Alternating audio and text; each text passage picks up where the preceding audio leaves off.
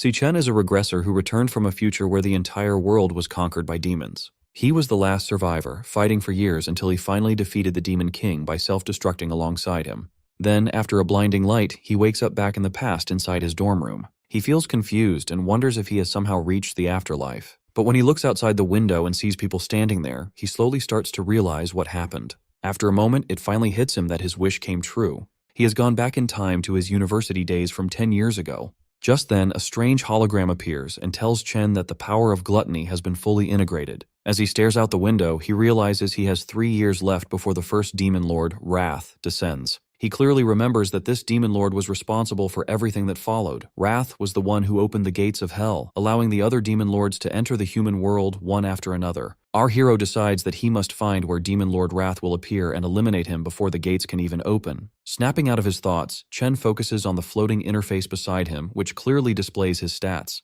He wonders if this is some kind of game menu or system, since he never had anything like this in his past life. Back then, he only relied on his awakened power, something only 1 in 10,000 people possessed. The National Awakener University was built to recruit these potential awakeners. Unfortunately, when Chen was here the first time, he completely failed to awaken and grew used to being bullied, which explains why he just woke up in the infirmary. Suddenly, the system opens another panel showing a lightning-type assassin card, which he instantly recognizes as the class he had in his previous life. He gets startled and wonders if he awakened earlier this time. He quickly decides to test it out, but before he can switch classes, his roommate and friend Ma Long shows up. Long is an E-rank flower chanter. The poor guy has bandages on his cheek and came to check if Chen is okay. Luckily, Long cannot see the floating panels, making Chen realize that only he can see them. His friend examines him closely, noticing that all of Chen's injuries have already disappeared.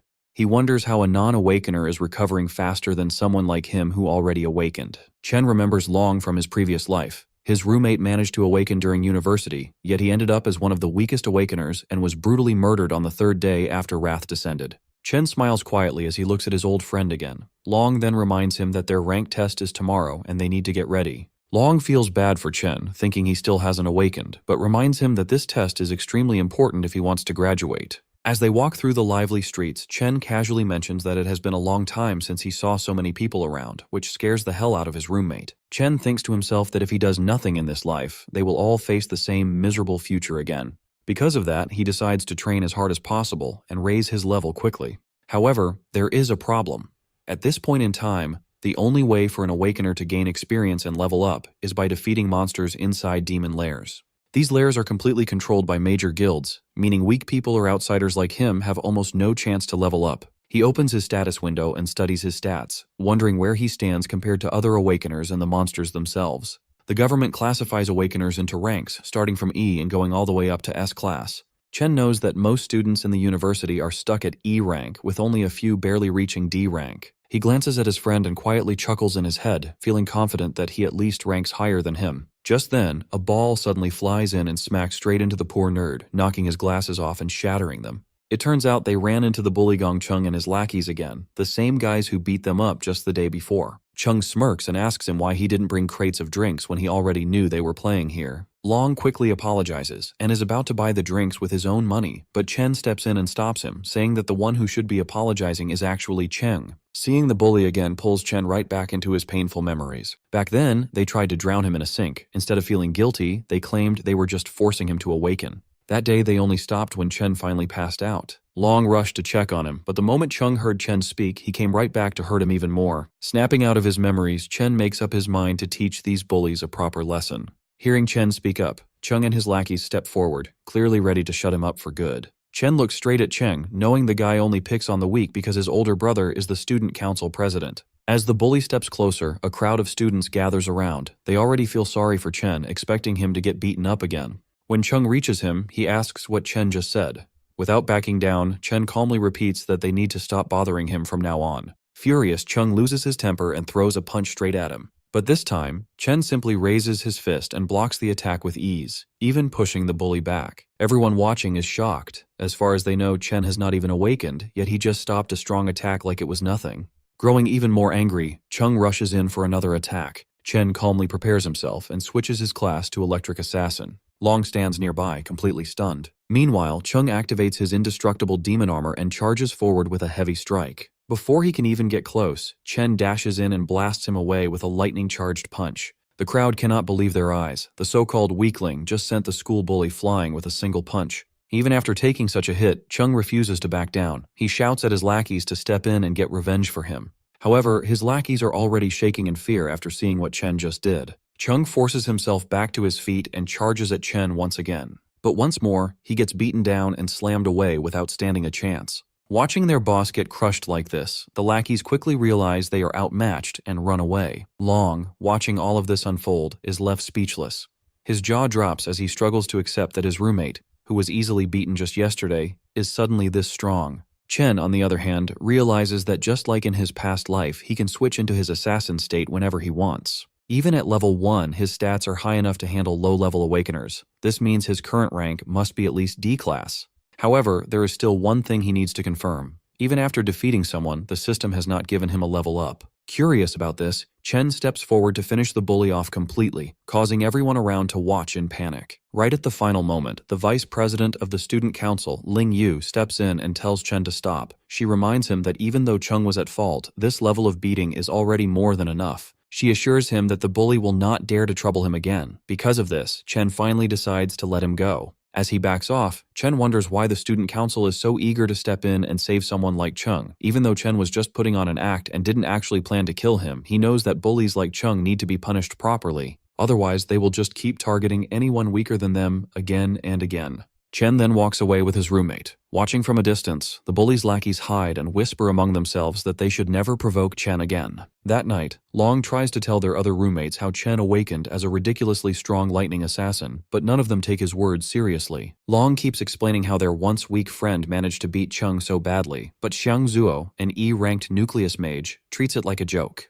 Zuo asks why Chen is still running around training like this if he has really become such a big deal. He argues that a real awakener would not need to rely on basic physical training anymore. Hearing this, the gamer roommate Xiang Yu comments that it sounds like Long must have taken a serious hit to the head. Zuo continues, saying that the 4 of them are placed in this dorm because they are the weakest students at the bottom, and nothing they do will change that. He even claims that he is the strongest among the 4 of them, while Long and Yu are just support chanters. He flexes a little, telling himself there is no way Chen could have actually become a lightning assassin. Feeling more confident than ever, he hopes that he might even rank up during the final test before their graduation tomorrow. At an E-ranked demon lair, the student council president Gong Ting finishes his training session and walks out with Ling Yu. He notices his younger brother still standing there and asks what he is doing. Chung complains that as long as the guy who beat him is still around, he cannot even sleep peacefully. He keeps pushing his brother, begging him to get revenge for him. Ting calmly assures him that he will handle the mess he created. Sitting at the dining table, the vice president asks Ting how he plans to deal with this situation. Ting just asks her if the boy is really as strong as his brother claims.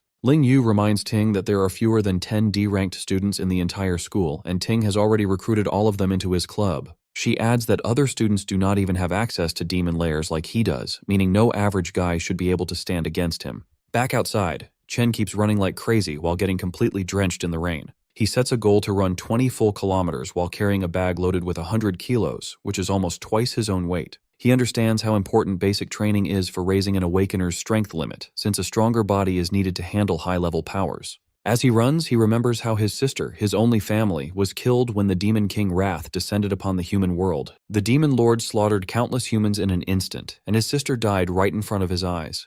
He makes defeating this Demon King his main goal, since that moment was the start of all the destruction. Chen knows that the Demon Lord is already growing stronger, even with 3 years left before his arrival. Because of this, Chen needs to grow even faster if he wants any chance of winning. Right at that moment, his sister Siyun calls him. Hearing her voice again after so long leaves him completely silent for a moment. She explains that she could not call earlier because she was busy with a competition. She adds that their rent problem might be fixed if she manages to win a prize. While she keeps talking, Chen quietly listens and smiles. He feels a strong promise in his heart to protect her and give her the life she deserves this time around. After the call ends, he returns to his training and completes 3 more laps around the university. Once he is done, he heads straight for a shower, feeling that he is slowly getting used to this younger body and its strong potential for growth. He sits down and starts thinking about the demon lairs, which only rich people can access. He knows that he will need to defeat monsters somehow in order to grow stronger. While thinking about this problem, he eventually falls asleep and finds himself pulled into the gluttony system.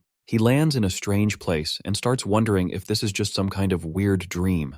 Back outside, Long looks for Chen and wonders where he has disappeared to. Inside the strange space, Chen sees a massive tower standing right in front of him. Before he can get a good look at it, a group of E-rank cloud warriors called Death Hounds appears to greet him. Chen worries that he somehow entered a demon lair and quickly switches his class. Since the monsters appeared out of nowhere, he decides to deal with them first and figure out the rest later. He easily takes down the weak hounds, since they are all bark and no bite, and collects their dropped items. He quickly reaches level 2 and smiles, thinking he might have gotten lucky by stumbling into a demon lair. A boss monster shows up next, but Chen defeats it just as easily.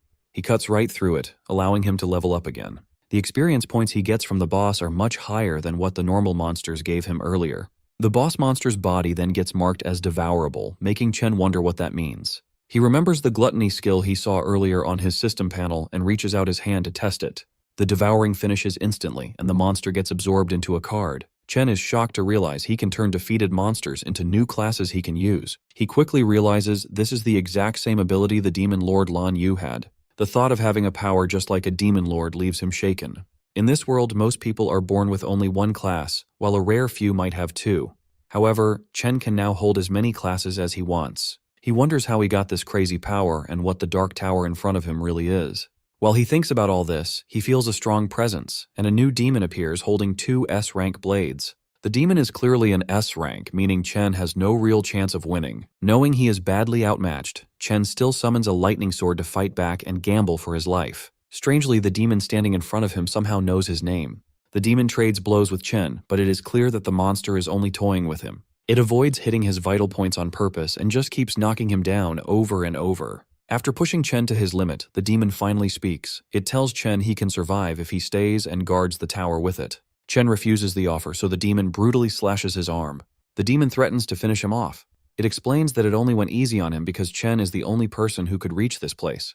It asks him to think about it one more time, but Chen does not lose hope. He refuses again, ignoring the danger he is in. He shouts and charges forward, determined to fight back, and attacks the demon again. During the whole fight, Chen has been studying the demon's movements. He noticed a 0.4 second delay before every swing. He knows he can use that tiny window of time to watch the angle of the monster's wrist and dodge the attack perfectly. He also found a 0.2 second recovery pause where the demon is defenseless. He plans to use that short opening to aim right for its heart. Even though he manages to pull off this risky move, he knows a D rank like him cannot truly beat an S rank. His real goal is to paralyze the demon just long enough so he can escape. He does exactly that and runs toward the only light he can see, hoping it is a way out. But just as he reaches the light, it vanishes.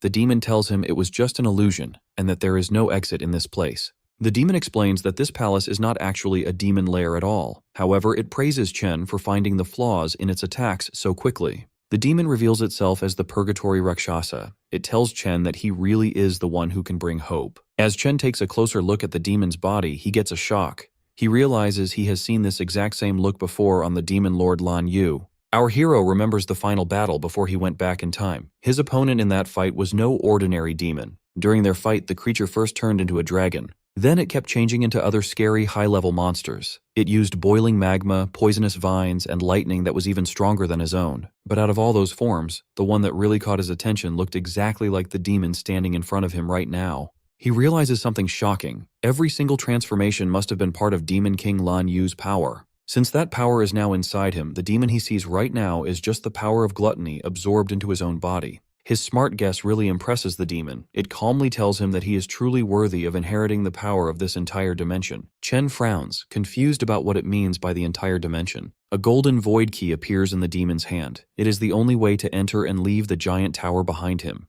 The demon explains that Demon King Lan Yu ate countless powerful monsters. Its sacred duty was to guard the tower that traps the strongest ones among them. Now, it decides to give that key to him. Rakshasa wants him to eat those demons, grow stronger, and take over its mission. Confused, Chen asks why a demon would ever help a human. The creature replies that even in the demon world, there are good guys and bad guys. One evil monster killed its whole clan just for fun. Since that day, it has waited for a chance to get revenge on that monster. Now, it believes it has found the right person to grant that wish. It tells our boy that someone was right about him being their best hope for revenge. Chen immediately asks who that person is. The demon just replies that all the answers are waiting inside the tower, speaking in a mysterious tone like an old sage. With its final words, it offers all of its remaining energy to him.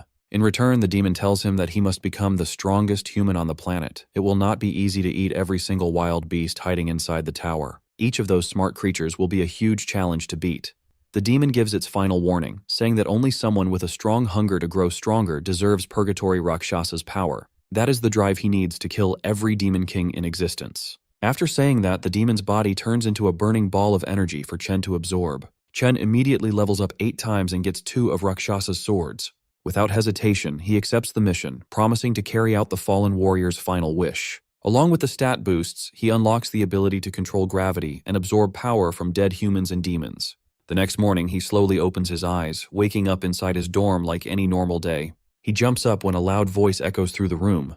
His roommates are already getting ready and tell him to hurry up if he wants to get to school on time. When he notices his body is completely fine, he wonders if everything he experienced was just a weird dream. But his updated stats prove that is not the case. Everything he saw was real. After jumping from level 2 to level 10 overnight, he wonders what rank he is now. His roommate begins making fun of him. He mentions how someone was shamelessly praising him the other night, talking about how cool and crazy strong he supposedly became. Ma Long quietly peeks from across the room, pretending he had nothing to do with it. Either way, his roommate challenges him to prove it during the ranking test. That test will decide who is strong enough to keep the title of Dorm King. On the way to school, the self-proclaimed Dorm King proudly tells his friends that every rank is divided into 3 different levels. So even though they are all E ranks, he is at least a proud mid-E rank, placing him above the bottom-tier losers. He walks around acting superior because the gap between each level is supposedly huge. Fired up and way too confident, the guy claims he feels so strong that he must have moved up a level since their last test. Really annoyed, Ma Long tells our boy to stop playing around and go all out to at least get a D rank today.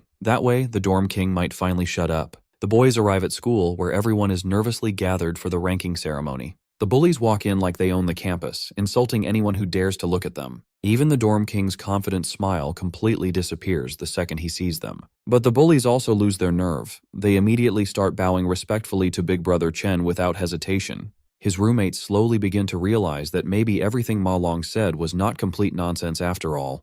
Our boy ignores the bullies and just minds his own business. Another student decides to step in front of him. It is Jian, a student council officer who acts like the school police, and he gives Chen a very polite warning. The student council president personally sent him to punish the guy who dared to hit his precious little brother. All of Chen's friends immediately scatter and hide. They are terrified of Jian, the enforcer who handles all the dirty work for the president. His roommates cannot figure out why this D-rank monster is targeting Chen like this. He steps right into Chen's personal space. The president's loyal follower brags that his great sense of smell lets him judge exactly how strong someone is, and right now all he smells from him is a weak, pathetic loser. Amused by the insult, our boy fires back without hesitation. Shane completely loses his temper the moment he gets called a dog. Before a fight can actually break out, the overgrown pup's master orders him to stand down so they don't cause a public scene. After doing some digging, he found out that his little brother was the one who started the fight. Getting beaten up was simply the result of picking a fight with someone way out of his league. With that said, the president shoots him a glare sharper than daggers. But our hero isn't intimidated in the slightest. Just then, a professor announces that the rank assessment ceremony is officially starting. He asks all the students to step forward when their names are called. Hearing that, the president tells his lapdog they are leaving. He assumes this was a one-time incident and that Chen won't cause any more problems after being warned. Watching from high above, a man curiously asks the vice president why she is watching the ranking ceremony today. He wonders if a certain rookie has caught her eye. The lady smiles faintly, saying that this year will be quite interesting. Soon, Xiangzhou's name is announced. The Dorm King feels slightly nervous as he steps through the door. The atmosphere completely changes on the other side. The assessment is done one by one inside a special demon lair. In there, a demon heart connected to wires measures an awakener's rank and potential by absorbing their energy. When the awakener releases their full power, the signal transfers back to Earth, revealing their assessment results. The Dorm King's rank turns out to be exactly the same as last time. However, the professor looks confused when his potential score takes longer than expected to show up. Ma Long stares intently at the shifting numbers. After building up all that suspense, Xiangzhou's maximum potential is revealed to be only a C. He walks out looking sad, realizing that all the progress he thought he made was just in his head. His roommates try to comfort him, telling him they are all in the same boat anyway. They are all stuck at E rank, with the potential to reach C rank at best. A few moments later, the president's lapdog walks out proudly. He is still a lower D rank, but he has the potential to reach A rank. Chen's roommates begin to lose hope, since they have already seen nearly 10 students reach D rank. Even the professors are shocked that so many students have reached D rank. It is rare for students without real combat experience to break past E rank. Filled with excitement, they call up the next student. It's the president, who carries everyone's expectations on his shoulders. All eyes turn to Gongting, the student who is already a guild master, as he walks onto the stage. Our boy stays calm and patiently waits for his results. Everyone in the academy knows that Gongting was only a lower D rank 2 years ago. Since the school's historical record for the highest grade is middle D rank, people wonder if the president will finally raise the bar. Inside the demon lair, the demon heart's eyes slowly open to his presence. The president isn't able to unleash everything he has. Still, he has a burning desire to go out with a bang at graduation, carving his name into the history books as number 1. When the professors see his potential grade glowing gold, they blink in disbelief. Their suspicions are confirmed as Gongting's high D rank completely blows them away. Not only that, but excitement erupts through the crowd at the sight of the first potential S rank in history. The president's lackeys praise their boss non-stop. Even Chen's roommates burn with jealousy as they watch a legend being born right before their eyes. The professors quietly agree among themselves that this news must be sent to the administration immediately. They need to treat their precious S-rank candidate with the utmost care, making sure he never leaves the country. On top of that, he is the youngest student in the academy to be involved with a guild. Their school's name is now guaranteed to dominate the headlines. Observing from above, Principal Yuan Long realizes that Vice President Ling Yu already knew about his potential. That is exactly why she came in person to watch the ceremony. However, she makes things even more interesting by revealing that he wasn't the only one she came to observe today. Besides the flashy president, there is another student she finds much more interesting. Right on cue, that exact student is the next one called onto the stage. Jean comes up with a bright idea and decides to taunt the mysterious urban legend, urging him not to end up as E-rank trash like his roommates. He says they will become a laughingstock if that happens, adding that it's a disgrace for them to even show up at such a prestigious event. Long backs up his friend and boldly claims that he will knock everyone's socks off. The crowd watches in pure anticipation. Chen finally enters the demon lair, and the demon heart instantly senses intense pressure as he approaches. Our hero recalls that the best way for an awakener to secure a good future is to join a high-ranking guild. He knows the only way to reach that goal is by performing well during the graduation combat assessment. There, candidates must choose their own members to form a 10-person squad. The squad that takes first place gets directly recruited into the nation's top-tier Imperial Guild, making the purpose of this test very clear to everyone. Jian begins recruiting and introduces another low-tier D rank to his boss. He proudly claims that their party is now complete. He explains that they already have all the D ranks along with the president's brother on their team, so there is no way they can lose first place. Jean knows that strong students will naturally group together to form the best party, leaving the weakest to do the same. This creates a brutal environment of survival of the fittest, where the weak are easily cast aside and eliminated. After some time passes, Long starts to feel anxious because the screen isn't changing. The crowd quickly assumes that Chen must be so weak that the system can't even register his presence. Jian then tells Ting that the remaining students are nothing but trash, so they should just leave instead of wasting their time. However, right as they get ready to leave, the screen suddenly flickers and displays a high D rank label, sending the entire crowd into chaos. Shock spreads across everyone's faces. The president and the student council also react in disbelief at this unexpected result. Soon, the system detects a strange change in the results. It turns out Chen is using the system to see how his level 10 base stats in his normal physical form translate during the evaluation. After seeing a D rank, he switches his class to the Infernal Death King, which is his weakest devoured class so far. His rank instantly shifts from high D to mid C, completely blowing the crowd away. The council struggles to believe that the machine is still working properly. Even the scientists question the situation, wondering why the results keep changing. They soon start to suspect that the machine might be broken beyond repair. At that exact moment, the demon heart becomes unstable, and the results change strangely once again. Chen notices this and decides to switch to a stronger class, transforming into the Purgatory Rakshasa. The demon heart grows anxious as a violent storm brews outside the demon lair. Jian shouts in confusion, treating the storm like a celestial sign that history is rewriting itself as if their dorm has produced a divine monster. In the very next moment, his potential flickers to S rank, leaving both the scientists and President Ting completely stunned. However, the system suddenly displays a warning. The user's potential exceeds its maximum load and cannot be detected under the current limits. Jian's brain almost shuts down like a blue screen of death, and his soul nearly leaves his body from pure shock. As the system begins to break apart under the overwhelming pressure, the scientists rush forward in a panic, wanting to ensure the student doesn't get hurt. But when they finally arrive, they freeze in disbelief. They find a shriveled raisin sitting where the demon heart once was, since it completely burned out from extreme overuse. It turns out Chen might have scared it a little too much. Still, he ends up devouring it and gains the ability to see anyone's rank, along with receiving warnings about nearby dangers. He walks out of the demon lair and is pleasantly surprised when everyone's rank appears right in front of him. But he quickly notices that the president has hidden his true potential, turning out to be nothing more than a mediocre C rank at best. The scientists walk out awkwardly and inform everyone that the demon heart suffered a heart attack from extreme strain, so they must pause the testing for now.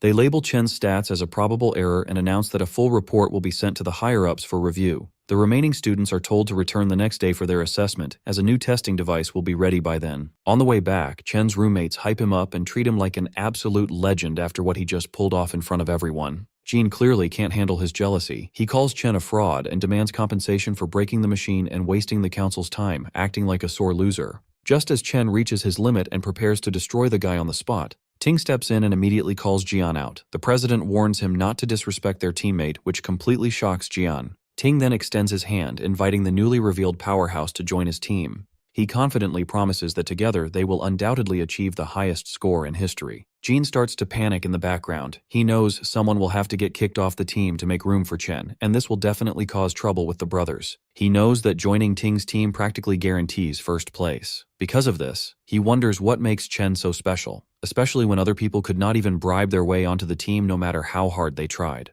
Jean swallows his pride and slowly welcomes Chen to the team, placing a hesitant hand on his shoulder. Chen immediately slaps his hand away and says he has zero interest in joining them. This response makes Jian sweat in fear, while Ting just watches the whole thing in silence. Jean snaps at Chen and says he has no clue what he is turning down, reminding him that their team is easily the best in the whole school. Chen turns his back and walks away. He says it has nothing to do with them and calls their group too noisy to deal with. He tells them not to bother him again. Jian boils with anger after being rejected so rudely. The whole school quickly begins to gossip about Chen's refusal. Most students think he plans to take first place all for himself after revealing his C rank. Now, the whole school gets to enjoy the drama unfolding right in front of them. Chen's roommates fully enjoy seeing the humiliated looks on Jian and Ting's faces after such a public and brutal rejection. The president stays calm and tells Jian not to worry if Chen has his own plans. Seeing this, the watching principal sighs in disappointment. He had really hoped the boys would team up. He wanted them to work together to break a new school record. However, Ling points out that things are much more interesting this way. She explains that Ting grew up rich and spoiled, so he will definitely see this refusal as a declaration of war. She reminds the principal that the president is not an easy person to cross once his pride is hurt. Jean keeps complaining, saying Chen only has a big ego because a test error showed he was a C rank. Ting hints that the result might actually be real. He admits that even if it is unlikely, he cannot let anyone take his first place spot. Jean remembers that Chen is likely just a normal student with no real combat experience. On the other hand, the council members are elites who secretly trained inside a demon lair to get strong. He suggests going to teach Chen a lesson for being so rude. Ting cuts him off and asks if he really thinks their president is petty enough to do that. Jean realizes his mistake and apologizes. Ting then cancels their karaoke plans and tells Jian to handle the situation by himself. He coldly adds that whatever Jian chooses to do has nothing to do with him. Chen understands the hidden message right away. Soon after, a spy walks up to Jian. He reports that Chen already left the school to go home for a while. He mentions that Chen left without even stopping to eat, making things very convenient for them.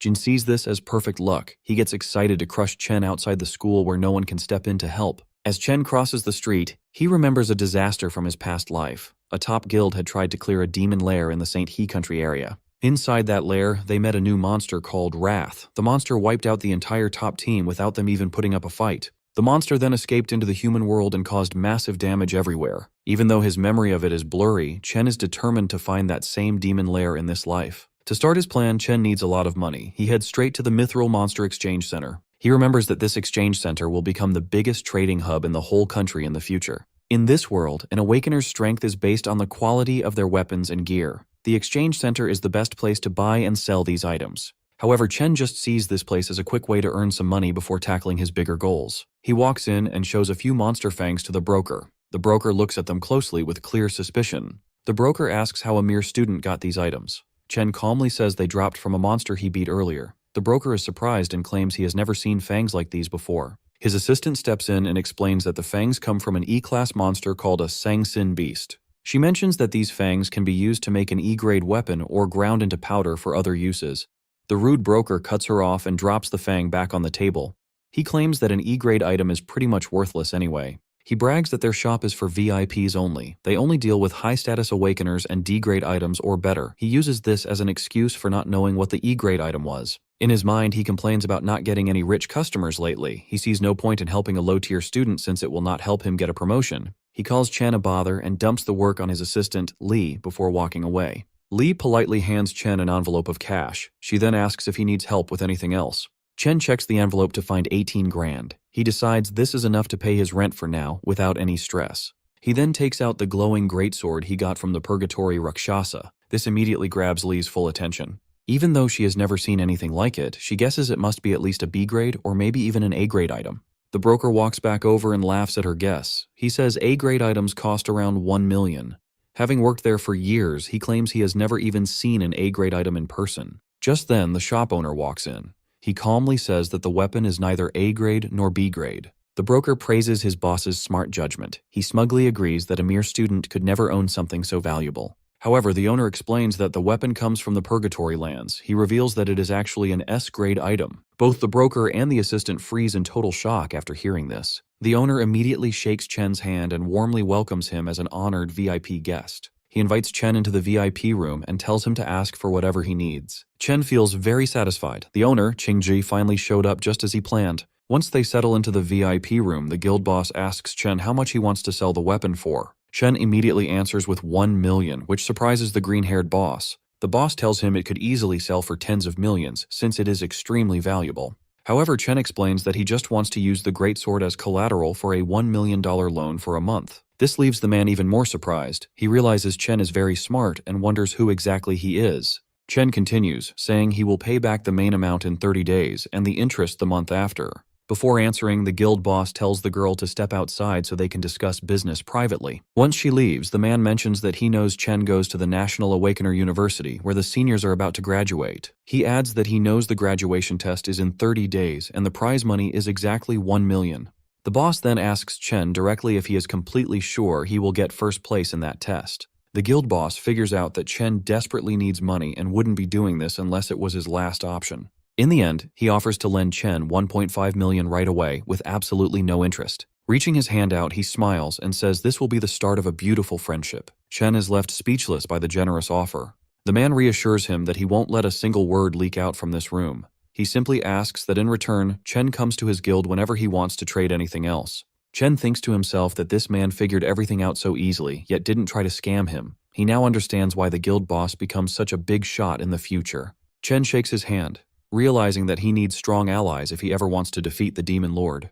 A few moments later, the contract is signed, and the money is sent to his account instantly. The guild boss then asks if he needs to borrow a weapon for the test, since he just gave his away. Even though the guild doesn't have any S-rank gear, they still have plenty of high-quality A-rank equipment for him to choose from. Chen tells him not to worry. He then simply summons the other greatsword he got earlier, leaving the guild members completely blown away. With that, Chen takes his leave. Right after, the guild boss promotes the pink-haired girl to supervisor for bringing in such a high-level client. Before fully leaving, Chen realizes he forgot to buy something and turns back toward the counter. A few hours later, Chen is waiting at a bus stop. He remembers how, in his past life, he struggled a lot to reach the top, and people treated him like trash. He worked endless shifts just to make ends meet, and he and his sister had to live like they were almost homeless to survive each month. His sister, Yuan, managed to get into her dream university back then, but she gave it up, claiming the campus was too far from her brother. But in reality, she was just afraid of putting a heavier financial burden on him. Back in the present, he wonders why she hasn't shown up yet and starts looking around. Just then, a voice calls out, calling him stupid for searching near the entrance instead of the exit. It's Yuan. Pulling along her huge suitcase, she tells him they are broke again because the rent drained all their money. However, Chen just stands there in complete shock, since it has been 7 years since he last saw her. She tells him to help her with her bags. Getting no response, she waves her hand in front of his face, trying to snap him out of it. At that moment, Chen suddenly rushes forward and hugs her tightly, catching her by surprise. After a few awkward moments, she pokes his sides to break free from his grip, scolding him for nearly suffocating her. She tells him he has been acting pretty weird lately and wonders if his crush finally rejected him, but he just brushes it off. The two start walking together while she continues to talk about her exams. Even so, Chen is more than happy to listen to everything, promising himself that he will never let anything bad happen to her in this life. Elsewhere in a dark alleyway, a few thugs are waiting around. After confirming that Chen will pass through the area, their leader Jian tells his men to stay low until their target shows up so they can ambush him together. With a crazy smile on his face, he tells himself that he will definitely punish Chen for what he did. One of the thugs asks if they will get in trouble if the situation escalates. The Cloud Assassin replies that he initially just wanted to teach the guy a lesson, but his recent encounter really made him mad. Recalling how Chen humiliated him, he tells his goons to leave some of the fun for him, swearing to teach our hero a lesson he won't forget. Jean brags about being the best Cloud Assassin around, drooling as he imagines the look of despair on his target's face. As Chen and his sister walk together, Yun points out that he has been acting strange lately and wonders if the exams are stressing him out. She quickly plays it off, teasing that a weakling like him shouldn't overthink things. She reminds him of his own advice, to keep going no matter what and leave the rest to fate. Trying to lift his spirits, she starts singing a motivational song as they enter an alley. Chen is pleasantly surprised that she noticed his change in mood so easily, though he realizes she still doesn't know about his awakened powers and newfound wealth. When he confidently replies that he is fine, she wonders if it's just his male pride talking. Yun shakes her head, thinking to herself that her brother is finally becoming a man. Trailing behind them, one of the thugs tells Jian that their target is with a girl. This makes Jian extremely excited, knowing the alley has no cameras and they won't get caught. However, Chen instantly senses their evil intentions and realizes it's the same scumbags from the student council. Taking out some wireless earbuds, he places them in his sister's ears. He tells her to listen to a song he recently started enjoying. This catches her off guard since he rarely listens to music, but she goes along with it to understand him better. Chen then turns around, staring daggers at the scumbags as they slowly advance. With the music playing in Yun's ears, the thugs rush forward and the fight begins. Chen immediately switches to his lightning class. He thinks about how it has been 7 years since he lost his sister, and he just got her back. Filled with anger, he wonders where these guys got the nerve to attack them, dashing forward like a bolt of lightning. He kicks the first thug so hard that he goes flying, causing the others to break a sweat. Chen charges his fist and punches 3 of them in a row, finishing off the 4th with a brutal knee strike. One brave goon tries to attack, but Chen simply grabs his hand. Without any effort, he breaks it like a piece of dry spaghetti. The guy screams in pain, only to receive a heavy punch straight to his nose. Seeing his men get thrown around, Jian freezes in shock, wondering how Chen became so strong. Chen doesn't stop there, continuing to throw punches left and right as he makes his way toward the Cloud Assassin. When Chen finally reaches him, Jian tries to convince himself that he is the strongest assassin alive, declaring that he cannot lose. Our hero quickly brings him back to reality with a devastating punch that sends him flying. He follows up by rushing forward, unleashing a combo of punches that knocks several of Jian's teeth loose. The Cloud Assassin rolls violently across the ground and crashes into a wall. He looks up only to see Chen staring right at him like a demon. Chen looks down at the defeated Jian and reminds the piece of trash that he already warned him to stay away. Staring straight into his soul, he asks if the brainless scum can't even understand basic human speech. Beaten beyond recognition, the once arrogant assassin can no longer feel his legs, with half the bones in his body completely shattered. Realizing he messed with the absolute wrong guy, he barely manages to mumble out a pathetic apology. Chen promptly shuts him up, grabbing his collar and pressing a cold dagger right against his face. Staring into Chen's eyes, the so-called top assassin sees it clearly. There is absolutely zero hesitation to kill. This is not the aura of a normal high school student. Jane cannot help but wonder what kind of hellish experiences could turn a man into a monster like Chen. Dripping with cold malice, Chen tells the broken boy to remember his words carefully if he wants to avoid a repeat of this nightmare. He won't hesitate to tear them apart if they ever try anything stupid again. Delivering his final warning, he adds one last chilling condition for emphasis. If they so much as step within a mile of his sister, he will gladly hunt down and erase everyone close to them, one by one. With his message delivered, he drops the dagger and casually walks back to Yuni's side before the background song even finishes playing. Meanwhile, his sister is completely overwhelmed with emotion, moved to tears by the painfully sad and lonely lyrics of the track. She cries, heartbroken and confused over what her brother must have endured to change so drastically over the years. She even wonders if her support back then was simply not enough. Wiping her tears, she spins around, determined to give him a proper scolding. But she freezes mid-sentence the instant she spots the gift in his hand. The shiny, gold-plated pen she has always dreamed of owning is sitting right in front of her eyes. Yun flushes bright red with overwhelming excitement. She can hardly believe her brother actually bought her the newest holographic magic pen, an item that costs more than their entire monthly rent.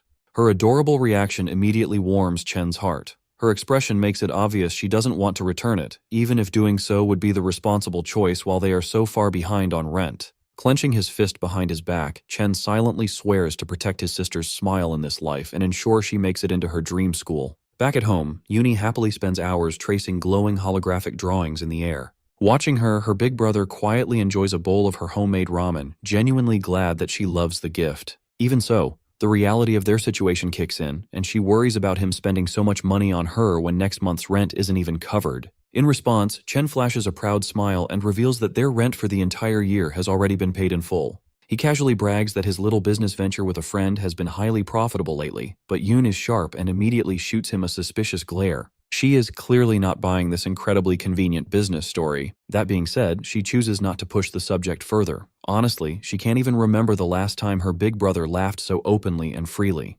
Gently patting him on the shoulder, she makes one simple request. Whatever secret hustle he's working on, he just needs to make sure he doesn't burn himself out. Meanwhile, at a quiet aquarium, Student Council President Ting shares some shocking news with his cousin. The city's best doctors have declared that their top assassin is critically injured beyond recovery. Over half the bones in his body are shattered beyond repair. The fact that he fought Chen was already unexpected, but the horrifying state of his body post-battle is absolutely staggering. His cousin reacts with chilling indifference. Her only disappointment is that the number of elite graduate students joining his team has now dropped. But the president is just as ruthless, brushing it off by stating he'll actually perform better without some burdensome NPC weighing him down. Just then, their uncle, who also serves as the academy's director of employment, speaks up. Director Gong Xuan calmly delivers his official report regarding our hero's recent moves. His detailed investigation into the chaos at the ranking ceremony has finally concluded, and the results are undeniable. Chen genuinely ranks higher than the student council president himself. This massive revelation catches the former top student completely off guard. The director then offers a stern word of advice, revealing that Ting's father personally requested a vice chairman of the alliance to evaluate his upcoming combat exam performance. Because of this, Ting must ensure he shines brighter than anyone else. But just in case he fails to secure the spotlight, the director proposes a backup plan. The green-haired girl, his uncle's favorite niece, will join his team to guarantee they secure first place overall. However, the arrogant council president flatly rejects the offer without a second thought. He haughtily claims that he didn't even use a fraction of his true strength during the initial assessment. Supremely confident in his overwhelming superiority, President Ting assures them he will dominate the entire academy on his own. Back at the academy dorms, our boy Chen washes off after finishing a grueling daily 100-mile run with a heavily weighted backpack. He is completely locked in on one single goal, winning the $1 million prize in the upcoming graduation exam. This prize is his only real shot at fulfilling his deal with the Mithril Guild's Qingji and establishing a lucrative, mutually beneficial trade relationship. With only a few weeks left until the big exam, he lies down in bed, not to rest, but to continue his relentless grind even in his sleep. Transporting his consciousness into his demonic lair, he finds Demon King Lun Yu's enormous void tower looming before him. Without a hint of hesitation, he marches up the long, imposing staircase leading to its entrance. Previously, his first assessment using the Gravehound King class reached a respectable mid-C rank. On the other hand, the sheer, overwhelming strength of his Abyssal Fiend class completely overloaded the Academy's rating system. Even the Demon Heart itself was utterly incapable of properly classifying its true potential. Because of this, the only way to accurately evaluate his remaining classes becomes painfully obvious. He must unlock the Void Tower and test their raw destructive power directly on the battlefield. Stepping inside, Chen is curious about what kind of brutal, nightmarish challenge the tower will throw his way. But the moment he sees what waits for him inside, his eyes widen in pure shock. He gets transported to a strange dimension, standing on top of a massive white planet floating in space. The moment he takes his first step, he drops to one knee, barely able to keep his body upright. In the Fallen Star Wastes, the gravity is 10 times stronger than on Earth, and Chen feels the crushing pressure deep in his bones. Behind him, the tower entrance vanishes. He knows this means he has to defeat the boss to reopen the exit, so he needs to adapt quickly before any monsters can ambush him. However, a phantom lion prowling nearby isn't going to give him that chance. Left with no other choice, Chen instantly switches to his lightning class. The lion lunges at him, but he narrowly dodges and stabs it right in the shoulder. The beast roars in anger, but the strike doesn't do much damage since it missed its vital spots. He quickly realizes that his attacks are just as slow and sloppy as his current ability to move. The phantom lion easily pins him to the ground and goes in to take a bite out of him. This shows just how well these monsters have adapted to the extreme gravity. He lets the lion bite his arm for a moment before quickly switching to his Abyssal Fiend class. The change instantly gives him a different kind of stat boost. Trading away some speed, he gains a massive amount of strength and stamina, which is exactly what he needs for close combat. His class change slams the aggressive beast down, immediately flipping the fight in his favor. Rakshasa's gravity manipulation proves to be extremely useful. On a planet with 10 times normal gravity, a 3-time multiplier hits with brutal force. The lion roars furiously, but Chen shows no mercy, crushing it right into the ground. Afterward, he sprawls out on the floor to catch his breath. Gluttony surprises him with a well-deserved level-up notification. He then learns that every class has a star rating. The number of stars shows how much his stats boost when he switches to that class. Right now, Purgatory Rakshasa has the most stars out of all his options. But even with that advantage, he still had to fight for his life against a B-rank Phantom Lion. It is clear he still has a long way to go before reaching his full SSS rank potential. To make matters worse, he's annoyed to see that Gluttony won't even give him the option to absorb the creature. This monster clearly wasn't the floor boss either, since the exit didn't appear after he killed it. Suddenly, a massive door opens behind him. Dozens of glowing eyes peer out from the dark. Reality hits him hard. All the effort it took to beat just one Phantom Lion is nothing compared to what is coming next. Countless B-rank monsters pour out of the door, clawing and attacking him from every direction. Only now does he finally understand what Rakshasa warned him about. The demon told him that the tower was filled with ruthless beasts and that his path would be full of endless pain and suffering. But he was also told to endure it all so he could adapt and grow stronger. Chen suddenly jolts awake from his sleep, feeling like he just survived the worst nightmare of his life. Everyone else in the room is still fast asleep, completely unaware that he just felt the agony of being torn apart by monsters. He finally realizes that the Purgatory's Void Tower isn't a shortcut to instantly leveling up. He is only at the very start of a long and painful journey. A few weeks pass, and it's finally time for the Academy's graduation exam. Many VIPs are there to watch the promising new batch of students. New rules are announced for forming teams, requiring at least one high E-rank student in every party. When it is time to form teams, it's announced that all students can now see each other's ranks. This helps everyone quickly decide who to recruit for their group. The students are listed in order of their rank, from highest to lowest. But Ma Long quickly notices something weird. Chen is also confused when he sees his name sitting all the way at the very bottom of the list. All eyes turn to him, as everyone wonders how a high-grade awakener could possibly be in the lowest spot. The jealous students immediately start talking trash, convinced that his original high rank was just a mistake in the test. Still, even they can't deny that his strength is real, and having him on their team would easily boost their scores. Council President Ting stays quiet while people whisper about the fool who must be regretting his choice to reject the president's offer. It turns out the man behind this trick is his own uncle, Gong Xuan. He figured no one would invite Chen to their party after seeing him ranked at the bottom. His plan was simple. If Chen can't even qualify, he won't get a chance to beat the president's team. A few hours earlier, the entire classroom practically begs President Ting to let them join his team. They try their best to flatter him, but Chung shuts them down, saying they can only add one more person. Now, all the other students have formed their own teams, leaving only the weakest dorm behind. Long says they tried asking everyone, but no one wants to join them. Since they only have 4 people right now, they cannot take part in the graduation test. He complains that it is very suspicious that Chen's score was dropped to the lowest rank, making him unfit to even take part. Since the rules require at least one high-level E rank, it feels like their group was targeted on purpose. The graduation test is the only way students can show their talent and get scouted by top guilds. In the final test, the number of participants decides how many monsters the group will face, so having more people is not an advantage. That is why no one wants anything to do with the weak students, as they would only be an extra burden. To make things worse, the 3 lowest-ranked students are all from the same dorm, leaving them completely isolated. A student calls out to Zuo and tells him they are only missing one person. The guy tries to manipulate him, saying he surely does not want to fail the graduation test by teaming up with his weak dorm mates. Chen realizes that if this keeps going, there is a high chance they will all be left out and will not even get to compete. However, the dorm king rejects the offer and says he will never abandon his roommates. The other group leaves in anger, but he still warns them not to underestimate others. Checking the student list, Long announces that almost everyone has already formed their teams. They only need one more person, but no one is willing to join them. Chen stares at the director and realizes the man shares the same last name as the student council president. He notices these dirty tricks. Chen wonders if Gong Xuan really thinks he is that big of a threat. Not losing hope, he declares that he will definitely take part in the tournament and activates his lightning power. Since the others are showing their hate so openly, he tells himself he does not need to hold back either. Releasing his energy, he steps forward while the officials in charge are surprised by his sudden display of power. Even his dorm mates start to wonder what is going on. Chen recalls that all Awakener schools have a special rule. To create a competitive space, students can challenge anyone at any time. Even though it might look like showing off, this is a way to display strength and get recognized. In situations like this, many people would refuse to fight in the first place. However, he knows the student council president will not back down. As long as he defeats the blonde guy, everyone will want to team up with him. A girl appears at the door and calls out to Chen, asking if he still needs someone on his team. She adds that she also wants to take part in this year's graduation test.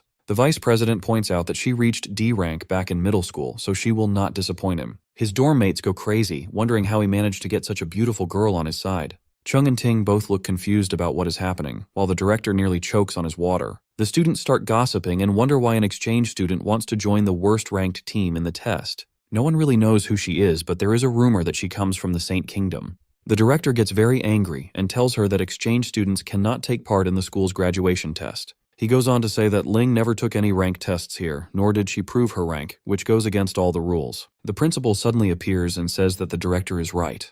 Gongshuan is shocked when he sees the old man. The principal then asks why Ling wants to join the test, since she will only stay at the school for a short time. Chen is caught off guard and wonders how the principal suddenly teleported, since he is a warrior class. The old man explains that it would not be fair to others if she joins the test, and she simply plays along. Chen starts sweating when he realizes that he cannot even tell what rank these two are. The director finally gathers the courage to speak up and supports the principal, saying a school cannot function without rules.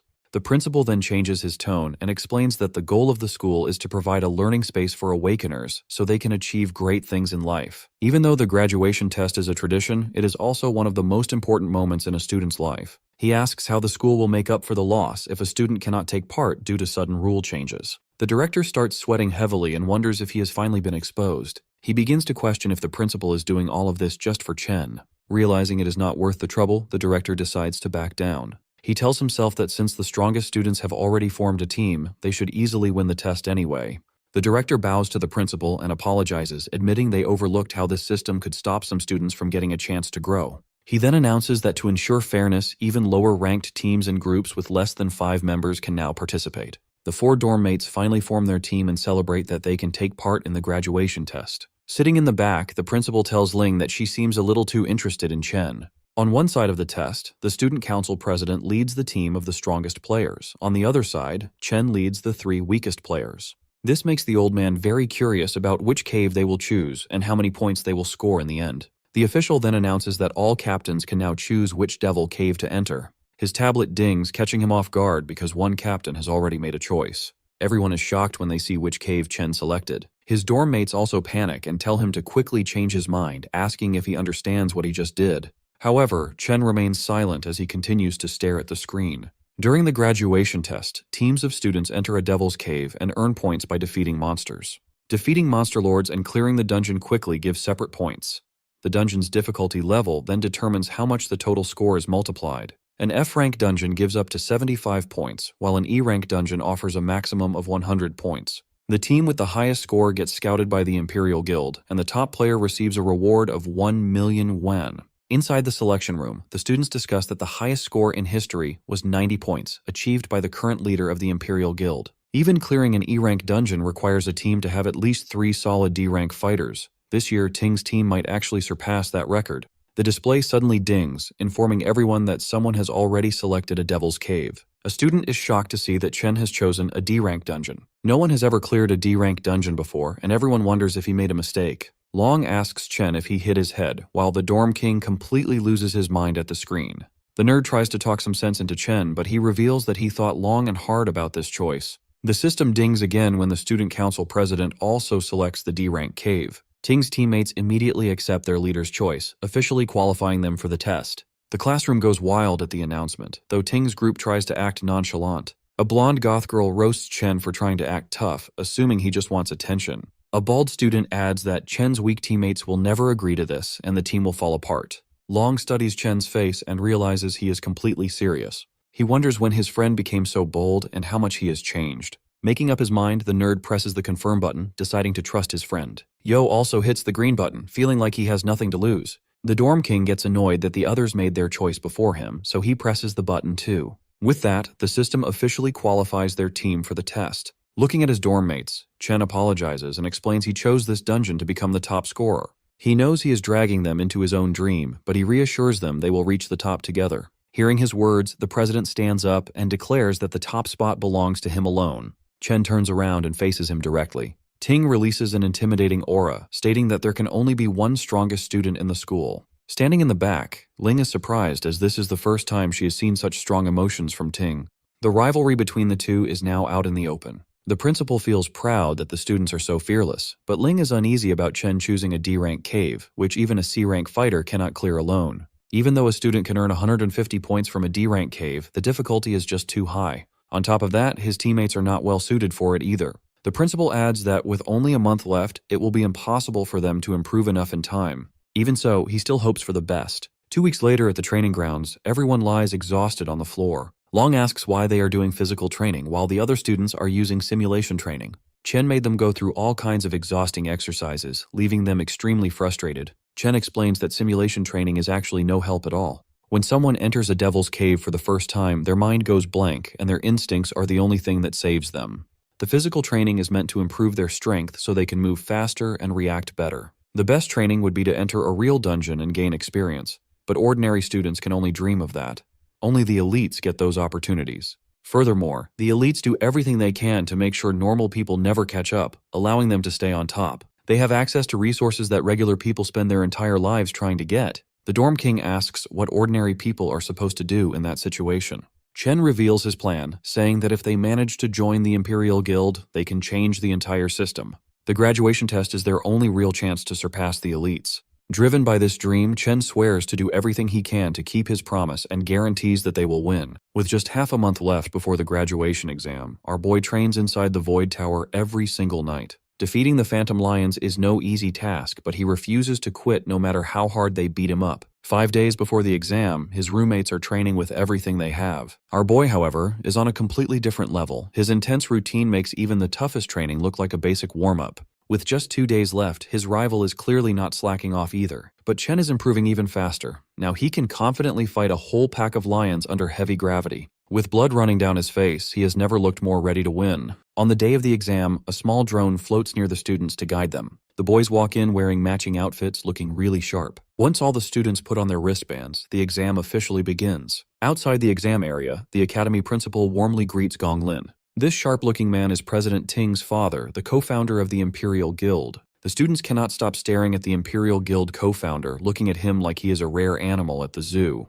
Their curiosity grows even more when they see the principal and the guild co-founder welcome a fancy white limo. A red-haired man named Carl Cavendish calmly steps out of the car. The students freak out because everyone recognizes him as the vice chairman of the World Guild Alliance. Someone as important as him would normally never visit a place like this. Inside a VIP room, the director tells the special guests that 23 teams are challenging F-rank demon lairs. A few groups chose E-rank lairs, and only 2 brave teams picked D-rank lairs. The Alliance Secretary Sigrid looks very surprised that the students would make such a risky choice. Usually, even a D-rank team needs to prepare carefully before entering a D-rank lair. She asks if the Academy really thought about the students' safety. Hearing her concern, the director calmly explains that the students fully understand what they signed up for. He made it very clear that Awakeners with no real combat experience usually struggle against even F-rank monsters. But the real danger is the lair's boss, which is much stronger than the normal monsters. Many teams end up failing because they cannot defeat the boss. However, things are completely different inside E-rank lairs.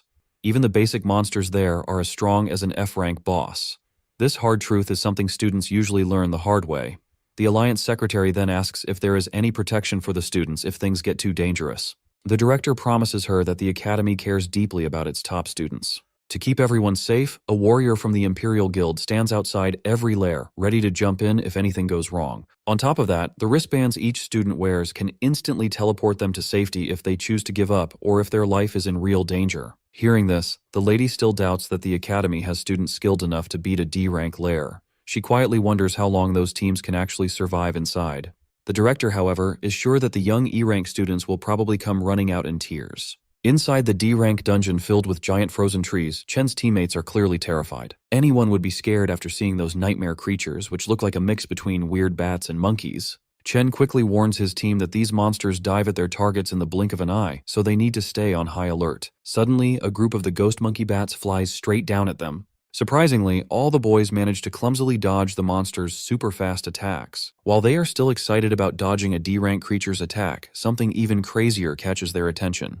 Our boy stands there calmly with a lightning sword in his hand, surrounded by dead monsters lying at his feet. He tells his team to focus on saving themselves first since they aren't strong enough yet, leaving the rest to him. Suddenly, another ghost monkey bat lunges at them with incredible speed, but they barely manage to dodge it in time. Songzu realizes that Chen had actually been pushing them to train their reflexes and speed so they could survive against monsters like this. Ju grits his teeth. He had been calling himself the Dorm King all this time, but now he has no choice but to rely on his random roommate. Meanwhile, Chen completely wipes out the remaining ghost monkeys. They dive toward him in waves, but he slices them down before they even know what hit them. The Dorm King mutters to himself that he always heard about Chen's strength from Ma Long, but this is the first time he's seeing it for himself. To him, Chen doesn't look like a normal student at all, but more like a battle-hardened soldier. As the fight continues, the Dorm King feels a bit of jealousy creeping in over Chen's rising reputation. Out of nowhere, another monster appears behind the group, and Zhu barely manages to block its strike. He grabs the creature's leg with his flaming hands and yells at his teammates to stop acting like dead weight and get it together. After all, Chen isn't the only one whose graduation is on the line. The others stare at him, surprised by his sudden determination. Inspired by the Dorm King's stubborn will, Shangzu casts his Vine Lock spell, successfully tying up the monster. But to his shock, the creature breaks free almost instantly, kicking Zhu in the process. Long casts his Frostbite Breeze spell, which only slows the monster down a little, so they decide to combine their attacks. Working together, they manage to hold the creature down briefly and shout for the Dorm King to take the shot. He charges up an explosive flame bullet and lands a direct hit. But the attack barely does any damage, only leaving behind a few burnt hairs. He fires several more flame bullets at the monster, but nothing seems to put it down. Shangzhou and Long are already pushed to their limits. The Dorm King decides he can't afford to hold back anymore. He gathers all his strength and unleashes a massive flame attack straight at the monster, triggering a huge explosion. When the smoke clears, only a charred skeleton remains. The drone announces that they have successfully killed a D-class ghost monkey bat.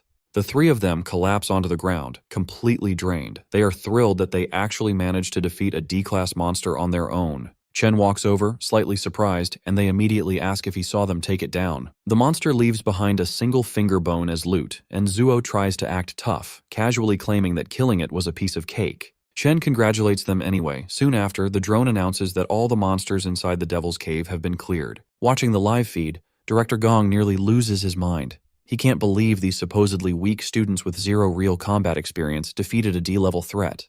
The rest of the staff just stay completely silent. At the same time, Vice Chairman Cavendish's assistant calmly praises Chen for his outstanding performance. He thinks to himself that Chen's aura reminds him a lot of an old friend. The Vice Chairman mentions Chen's name and decides to remember him, which instantly worries President Ting's father and the director. To keep the focus away from Chen, the director quickly points everyone's attention toward the student council team inside the other D-rank cave. He points out that the team has already reached the middle section. The chairman's aide praises their teamwork, comparing their skills to a professional guild raid team. Chairman Carl smiles at this and says that the graduates this year are truly impressive compared to past classes. Director Gong whispers to himself that the real battle is just starting, and the best part has yet to be seen. Inside the D-rank Toxic Vine Cavern, the president's party is attacked by poisonous mushroom monsters popping up from all directions. A girl plays her guitar to cast a decay spell, while a star mage groups the mushrooms together using his attraction ability to set up a combo attack. He calls out to the captain, and the president charges in with his sword, ready to finish the monsters off in style.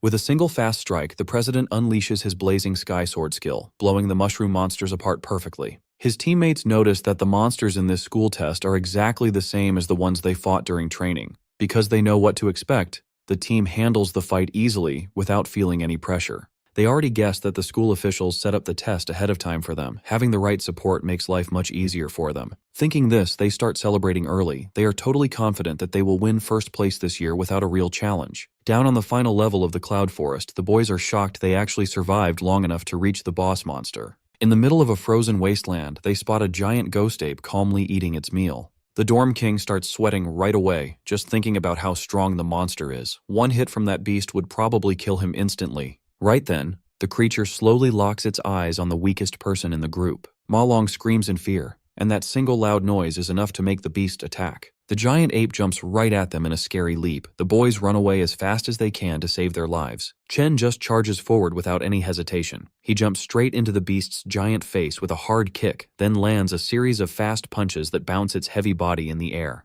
He ends the fight by completely ripping the monster apart into pieces. Seeing this brutal fight leaves his friends completely shocked. Even after winning, Chen feels annoyed because these D-rank monsters are not giving him enough experience points. The item drops are disappointing too. He then hears his teammates shout in excitement that they found giant mana stones. It turns out the giant ape was hiding the shiny stones inside a hollow tree trunk. His friends are amazed by the surprise treasure and quickly reach out to grab the crystals. Chen shouts a warning for them to stop, but he is a second too late, and a bright flash of light explodes from the trunk. In just a few seconds, the whole area is covered in solid ice. Shangzu, the Dorm King, and the camera drones are completely frozen by the cold blast. Up in the VIP room, the live video feed suddenly cuts out. The shady director smiles, looking like he was waiting for this to happen. He knew high-rank monsters would set traps, and he figured it was only a matter of time before Chen and his rookie team walked right into one. Vice Chairman Cavendish frowns, clearly worried about the students. The director pretends to feel bad about Chen failing and says they have no choice but to pull the team out right away. The principal disagrees. He points out that the students are not in any real danger yet, because their wristbands will automatically turn on if their health drops too low and none of them have asked to give up. He believes only the students should have the right to decide when to quit. Down in the dungeon, Ma Long shakes in the freezing cold. Out of everyone in the group, he is the only one who did not get frozen. This is because his character class has a naturally high defense against ice magic. Long hears a scary laugh and spots a skeleton ice monster staring right at him without any mercy. He recognizes it as the Lord of the Lair, remembering it from the Monster Compendium. He recalls that it is a cloud mage capable of easily controlling both offensive and defensive abilities by manipulating ice and snow. He also remembers that this creature, known as the Bone King of Remains, enjoys killing its prey through prolonged torture. Realizing the ice bomb was just a trap, he turns and runs without hesitation. Long knows perfectly well that he can't handle a C-class Lord monster on his own. He rushes toward Chen to free him, but an ice attack strikes his leg before he can reach his friend. The Bone King laughs at his misery, while Long's bracelet sends out a warning that his leg has been completely pierced. The device offers him the option to abandon the exam, but Long refuses to give up. He still tries to thaw Chen out before they lose their only advantage. Suddenly, another ice shard shoots through his arm, stopping him from freeing Chen despite his desperate efforts. The Bone King enjoys watching Long endure unbearable pain, and his bracelet issues another warning about severe damage. It detects that his arm has also been pierced and notes his dangerously high heart rate, offering him the option to quit the exam once again. Instead of giving up, Long thinks back on his past. Throughout his life, he always ran away from his problems the moment things got hard, a habit that left him behind every single time. He remembers how people ignored, bullied, and laughed at him. He and his friends have worked way too hard to reach this point to just quit now. Seeing this as his final chance to change his fate, he gathers the last of his strength, stands up, and finally manages to release Chen. He stands tall just as the Bone King unleashes a relentless barrage of icicles straight toward him. Right as the attack is about to land, Long lets out a loud roar, and Chen finally opens his eyes. The ice block shatters into pieces, and Chen rushes forward, carrying Long away from danger in one swift move. This sudden escape catches the Bone King off guard. Long quickly realizes that Chen managed to break free from the icy prison entirely on his own. Chen thanks Long for trying to help him earlier and immediately asks about his injuries with clear concern. Long replies that the bleeding has stopped for now, so he will survive. He informs Chen that the monster is a cloud type, C-rank lord known as the Bone King, warning him that it is extremely dangerous in combat. He adds that they must avoid getting frozen again at all costs if they want to survive. They turn back and see the Bone King charging up a massive cluster of ice shards. Long is stunned, realizing the monster is about to drop a giant ice nuke on them. In the next instant, the bomb crashes down, covering everything in blinding white. The monster begins to laugh, but suddenly stops when it notices that both boys are still alive after the devastating attack. Chen switches his class to the Doomflame King and activates his Cloud Warrior Frost Body, granting him complete immunity to cold damage.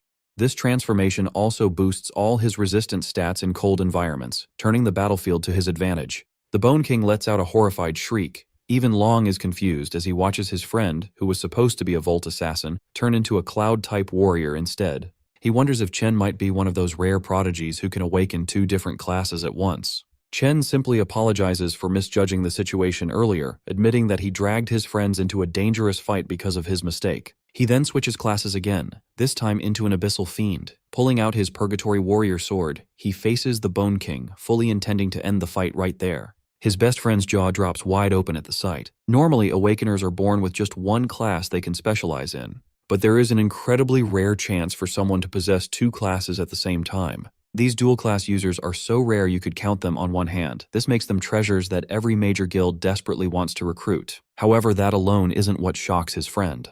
Looking closely, he realizes that Chen isn't using just one or two, but three completely different classes. On top of that, each of these classes is in a league of its own. In his Abyssal Fiend form, Chen's stats shoot up at an insane rate. His overwhelming physical strength launches him off the ground like a rocket. He charges forward with explosive momentum toward the boss. The monster's smug grin instantly vanishes when it feels Chen's deadly aura. In a single clean motion, he slices through the bony monster like a knife through butter. This instantly levels him up to 17 and earns him a rare loot drop. Staring at the shattered skeleton on the ground, his friend is still in absolute shock that Chen just one-shot a C-rank boss. Chen casually reminds him that the rest of their team is still frozen solid in ice. Ma Long suddenly panics, realizing he completely forgot about his other teammates during the entire boss fight. He sprints off to thaw them out before they freeze to death. Once he leaves, Chen notices he has the option to devour the defeated Frostlich King. With no one around to watch, he quickly absorbs the fallen boss and unlocks the Cloud Mage class. Because the boss's ice attack blinded all the cameras and drones in the area, no one outside will find out about his hidden ability either. Then out of nowhere, he gets another surprise notification. His Lightning Assassin class has leveled up as well, allowing him to add a star to boost one of his stats. Meanwhile, over at the D-Rank zone, Gloomvine Grotto, the council president's team is getting absolutely overwhelmed. No matter how fiercely they attack, the D-Rank boss proves far too tough for these amateur awakeners. The mage trying to hold the monster down with chains is already on the verge of collapsing. On top of that, the lightning archer's arrows feel more like a light massage than actual damage to the boss.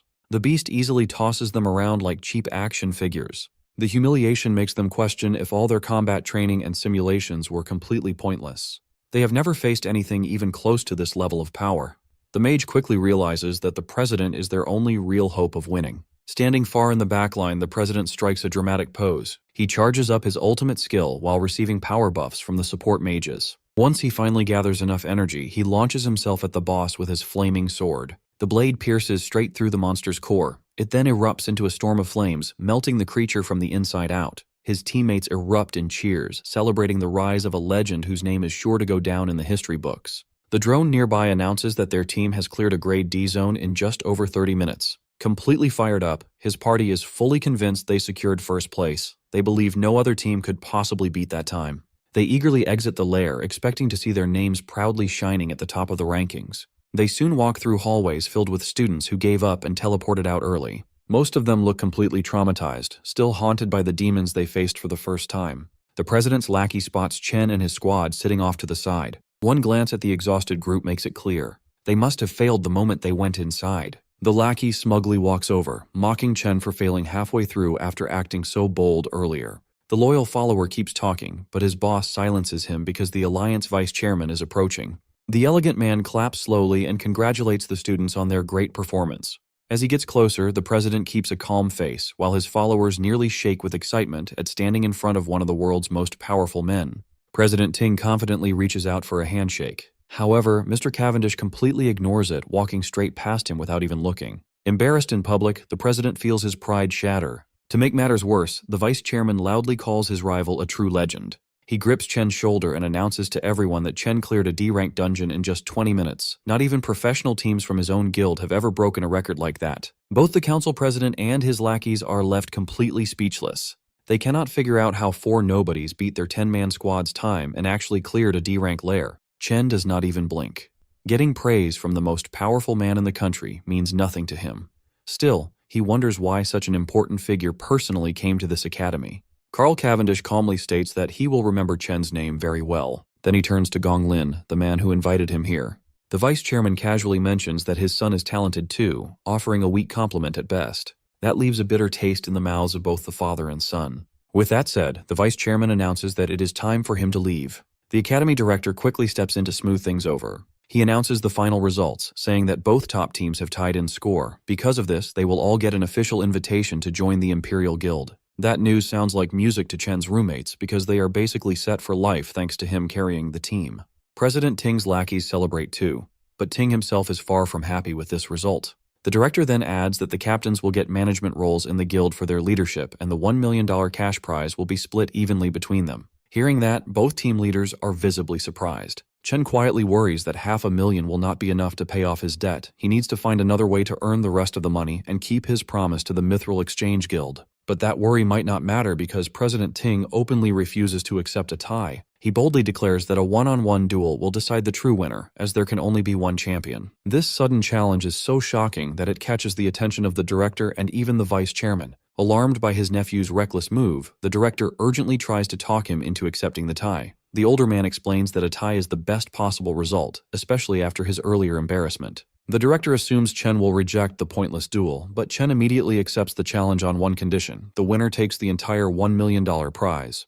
This unexpected twist is interesting enough to make the vice chairman pause and cancel his departure. With that settled, Chen steps forward to face him directly, ready to settle the score once and for all. Sometime later, Qingzhi tells Si Chen he expected him to take first place, but getting a perfect score was beyond his expectations. Seeing Si Chen all over the news, Qingzhi feels his financial support was a wise choice. He offers to cancel Si Chen's 1.5 million debt, calling it an angel investment in his future. Unwilling to accept handouts, Si Chen firmly states that a debt is a debt and must be repaid in full. Si Chen announces he came to discuss two things, which immediately catches Qingzhi's interest. First, Si Chen requests a 1-week extension on his repayment deadline. Because the graduation test ended in a tie, his prize money fell short by 500,000. He reveals his plan to get the rest of the funds, a one-on-one tiebreaker against the other champion, Gong Ting. The duel will happen next week inside a wild devil's cave outside the school. Qingzhi is shocked by this reckless idea, questioning why 2 students would enter a wild dungeon. He warns Si Chen that it is too dangerous without professional training. Unfazed, Si Chen tells him not to worry and promises to win the remaining $500,000.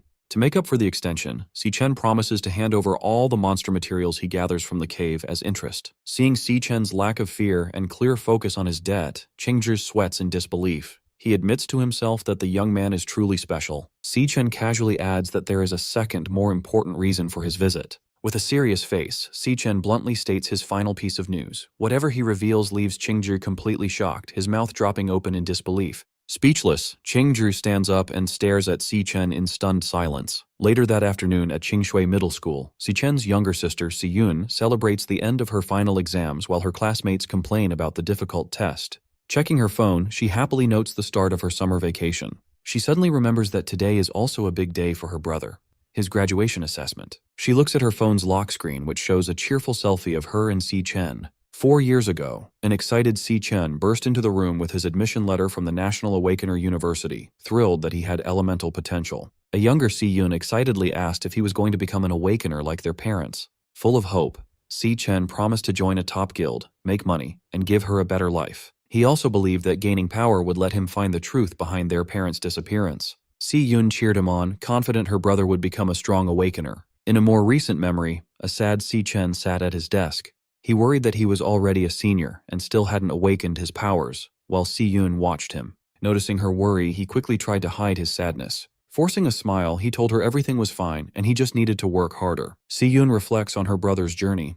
Despite working harder than anyone, he was the only student who failed to awaken. She realizes how lonely he must have felt watching his peers succeed, all while hiding his pain to protect her. Her classmate, Ju Tong, runs up and greets her. Ju Tong asks if Si Yun has heard the latest news. She reveals that the National Awakener University produced 2 genius graduates this year. Ju Tong explains that both graduates led their teams to perfect scores and were praised by the vice chairman of the Guild Alliance, making their county famous. Ju Tong remembers that Si Yun's brother goes to that university and asks about him.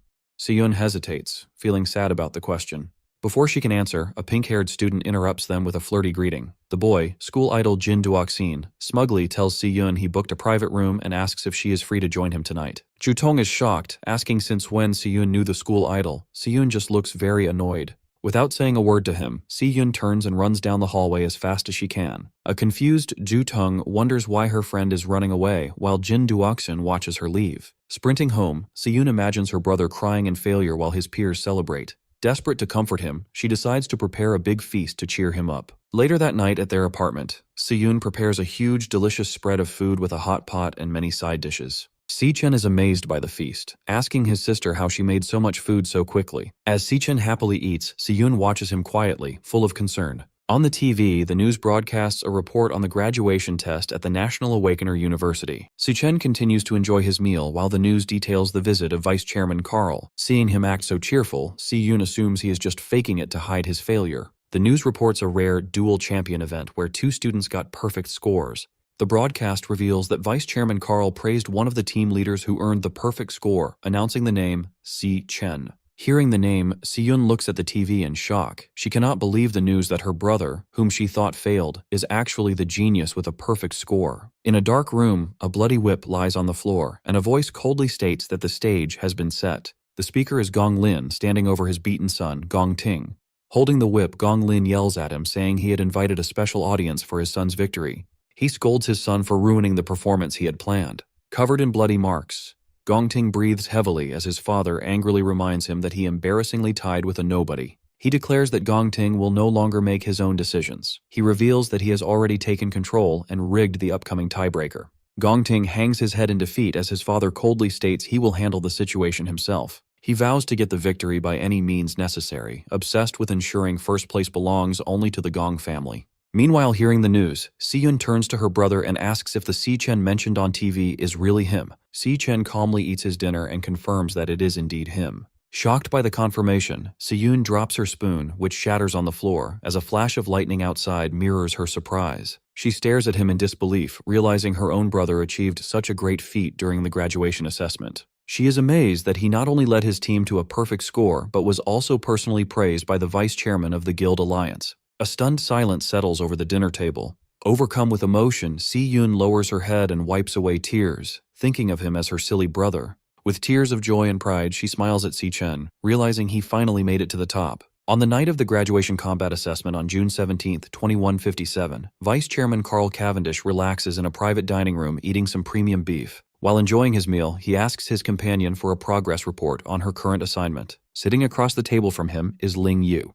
She hands over a black folder with top-secret files on a subject called the Devourer. She informs Carl that the target left no traces over the past year and warns that their surveillance might be discovered. Unbothered by the warning, Carl praises her work and tells her to eat first. Ling Yu hesitates, mentioning she has one more piece of information to share. She reveals she noticed a highly suspicious individual who recently contacted Carl, which immediately grabs his attention. She explains that the rapid rate of this person's power increase is completely abnormal. Inside the Devil Tower, a shirtless Si-chen crackles with golden electricity. He reflects that he has spent over half a month on the first floor, taking out nearly every monster. He has fully adapted to the floor's 10 times gravity. His system interface shows his Lightning Assassin class at level 17, with heavily boosted stats. After the graduation battle, his Lightning Assassin class reached 100% proficiency and rewarded him with an attribute point. This confirms that actively using a class increases its proficiency. Surrounded by the glowing avatars of his 4 classes, Si-chen realizes none of them have reached their maximum limit yet. He puts his new point into speed, the most important stat for an assassin. The multiplier boosts his speed to 740, equal to an A-rank assassin. Even with this massive speed increase, he finds himself in a tense standoff against a pack of glowing purple phantom lionesses.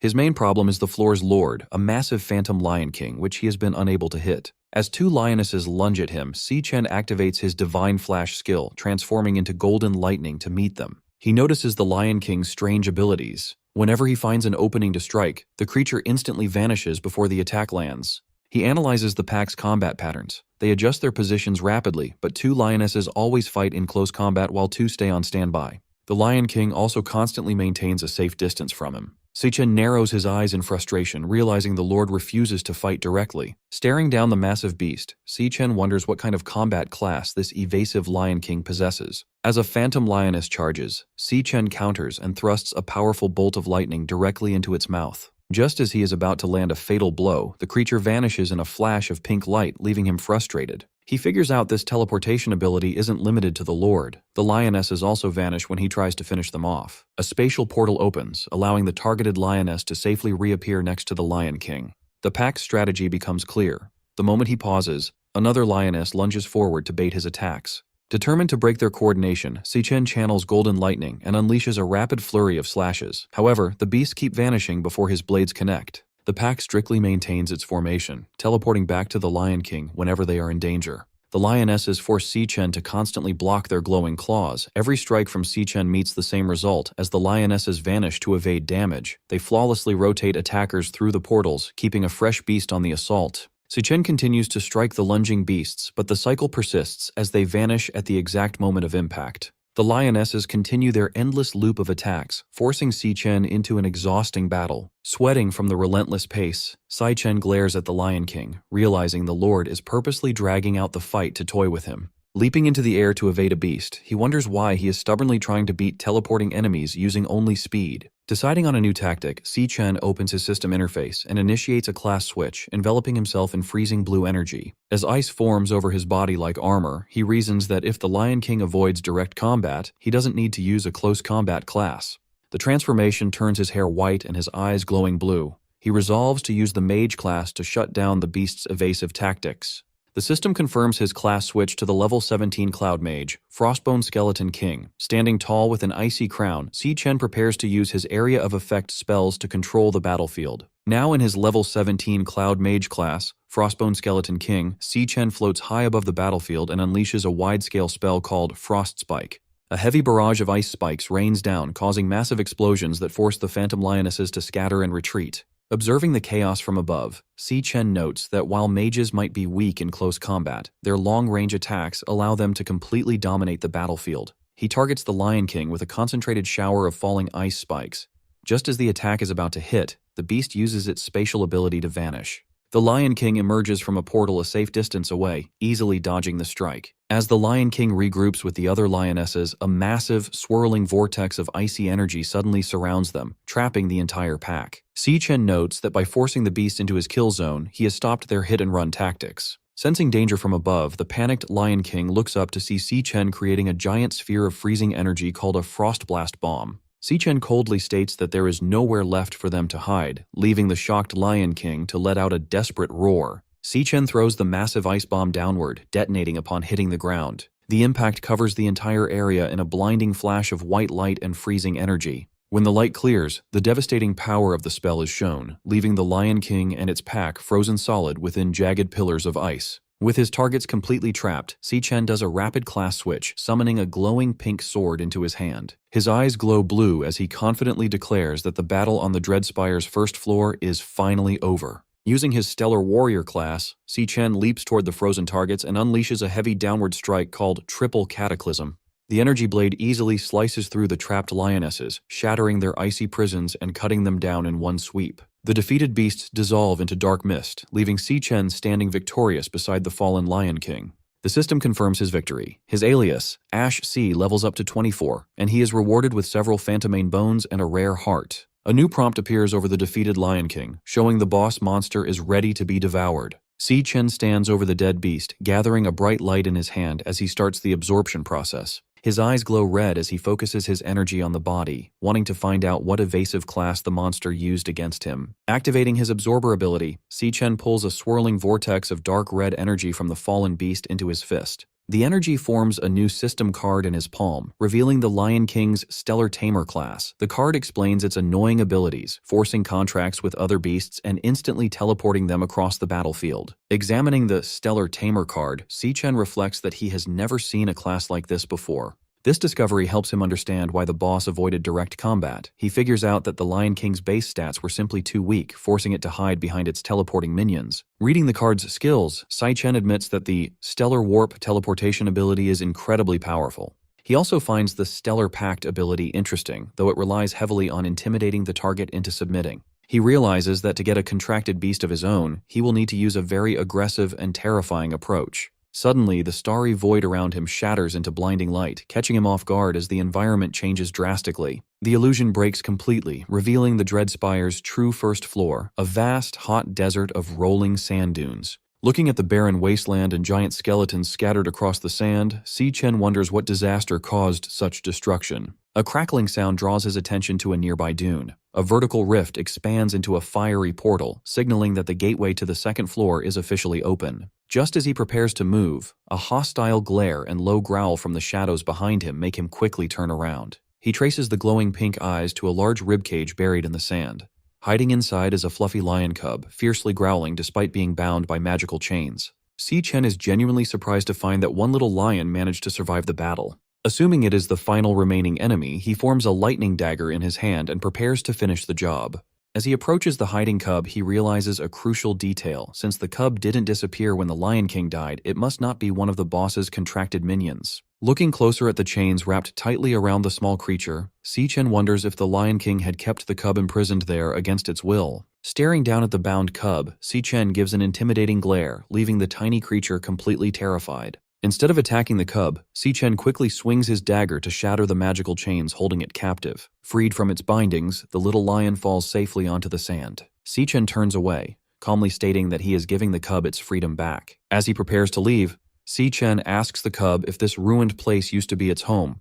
The tiny lion shakes off the dust as it watches him. With a sympathetic look, Si Chen reflects on the tragedy of watching loved ones die and seeing everything you care about destroyed. The cub stares at him as Si-Chen admits he knows exactly what that pain feels like. Walking toward the portal, Si-Chen advises the cub to stay alive and keep moving forward, announcing it is time for him to head to the next floor. Suddenly, a glowing system interface appears beside his face showing a beast contract request. Since the beast started it voluntarily, the success rate is 100%. The contract also unlocks 2 passive skills, sharing experience to boost stats, and letting Si-Chen see through the beast's eyes if it is in danger. Si-Chen stops and looks back, genuinely surprised by the unexpected prompt.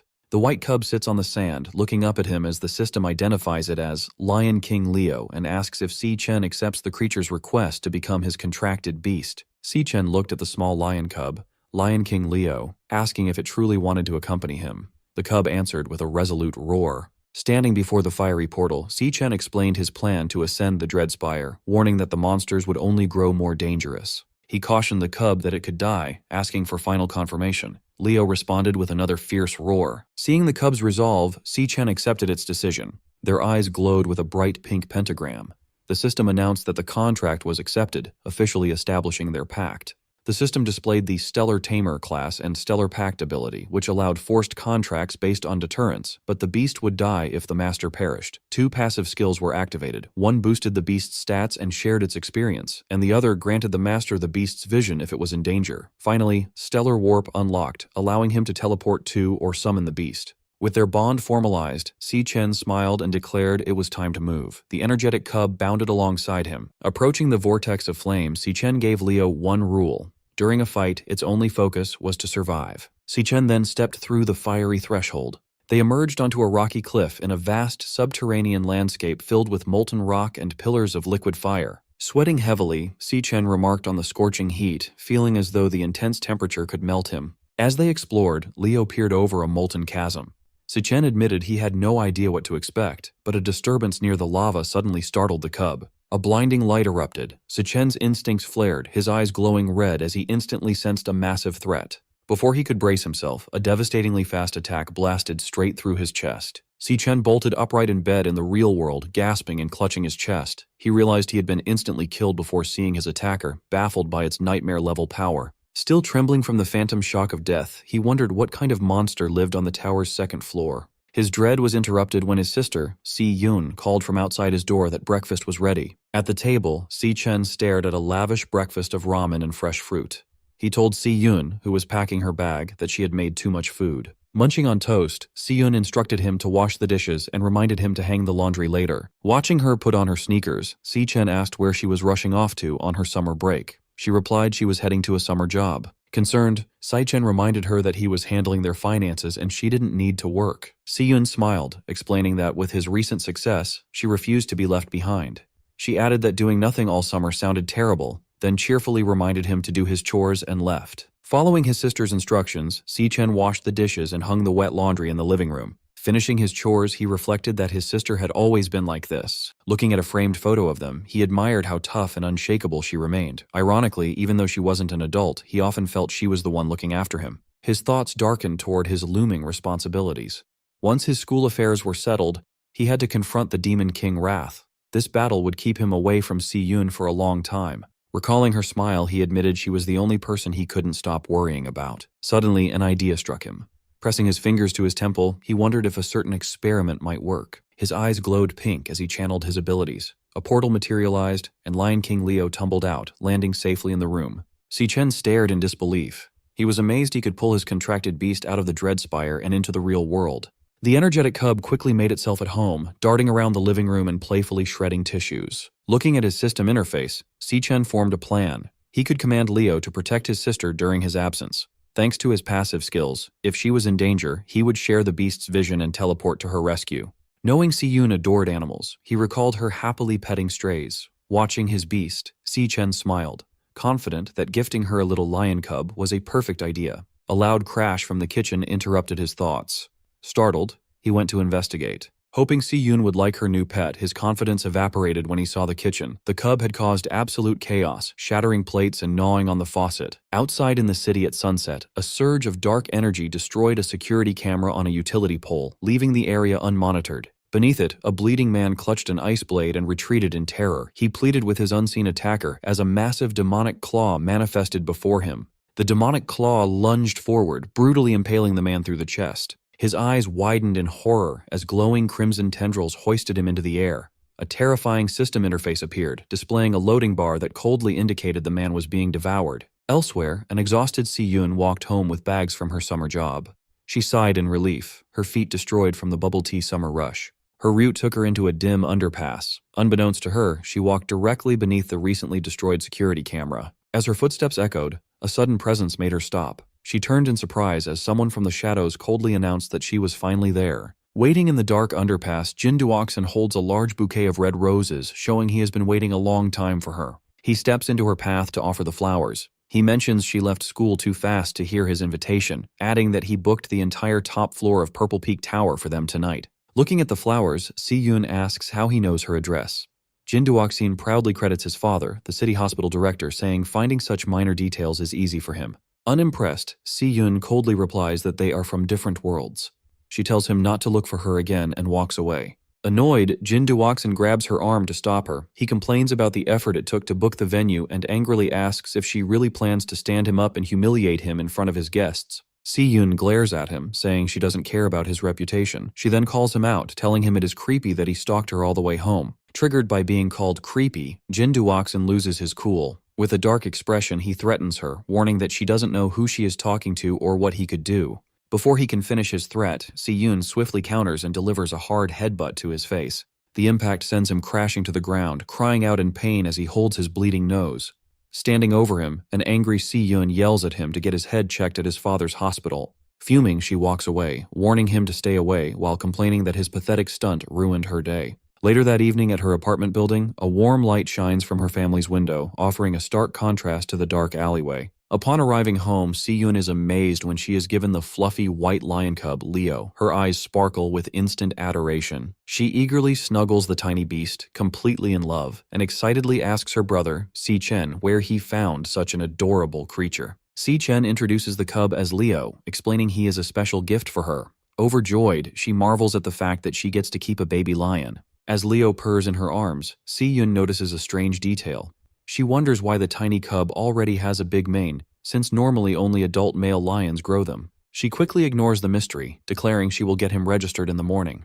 Watching them bond, Si-Chen feels relieved, knowing his sister will be safe with the beast by her side while he is away. Suddenly, a loud chime from Si-Chen's phone interrupts his thoughts, and he looks down at the bright screen. A satisfied smile appears as he reads an email from the Guild Supervision Bureau. It confirms his application is approved. Relieved, Si-Chen thinks everything can now go exactly as planned. With his home life secure and paperwork done, Si-Chen looks confident. He is finally ready for his next major hurdle, the graduation tiebreaker duel against Gong Ting in 6 days. 6 days later, the tiebreaker exam begins at the city outskirts in Greenlight Forest. Director Gong Xuan tells both candidates to pay attention as he explains the exam details. Standing before a green portal at the base of a massive tree, Gong Xuan announces the school chose this wild dungeon for the tiebreaker. He adds that recent surveys rate the dungeon as D rank. He confirms that both Si-Chen and Gong Ting will enter at the same time and take the exam inside the same dungeon. He then warns the students that wild dungeons are unmapped and much more dangerous than standard school dungeons.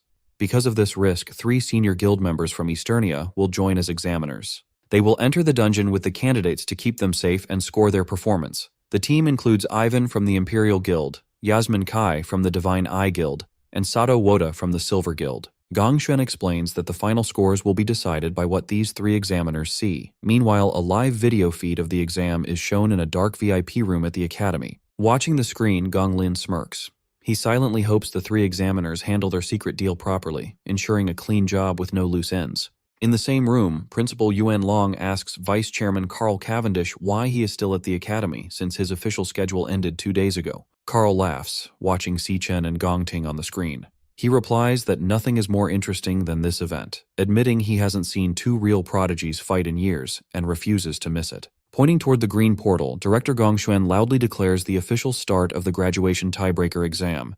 With fierce determination, the match between Si-Chen and Gong Ting begins. Without hesitation, both candidates walk directly into the glowing portal. Si-Chen steps out on the other side, covered in the lingering green energy of the portal. He looks around his new surroundings, finding himself in a gloomy, dark landscape filled with dead trees. Standing near the entrance, the examiners take in the eerie environment. Yasmin notes it looks like a flower-type dungeon, Beside her, Yvonne offers a cigarette to Sato, who shushes him, reminding him they are working and the camera drone is recording. Suddenly, a loud buzzing sound echoes in Si Chen's mind. He looks in shock as a bright red flashing hologram projects from his chest, painting his face in a red glow. The system flashes a large alert, warning him that a highly dangerous creature is nearby.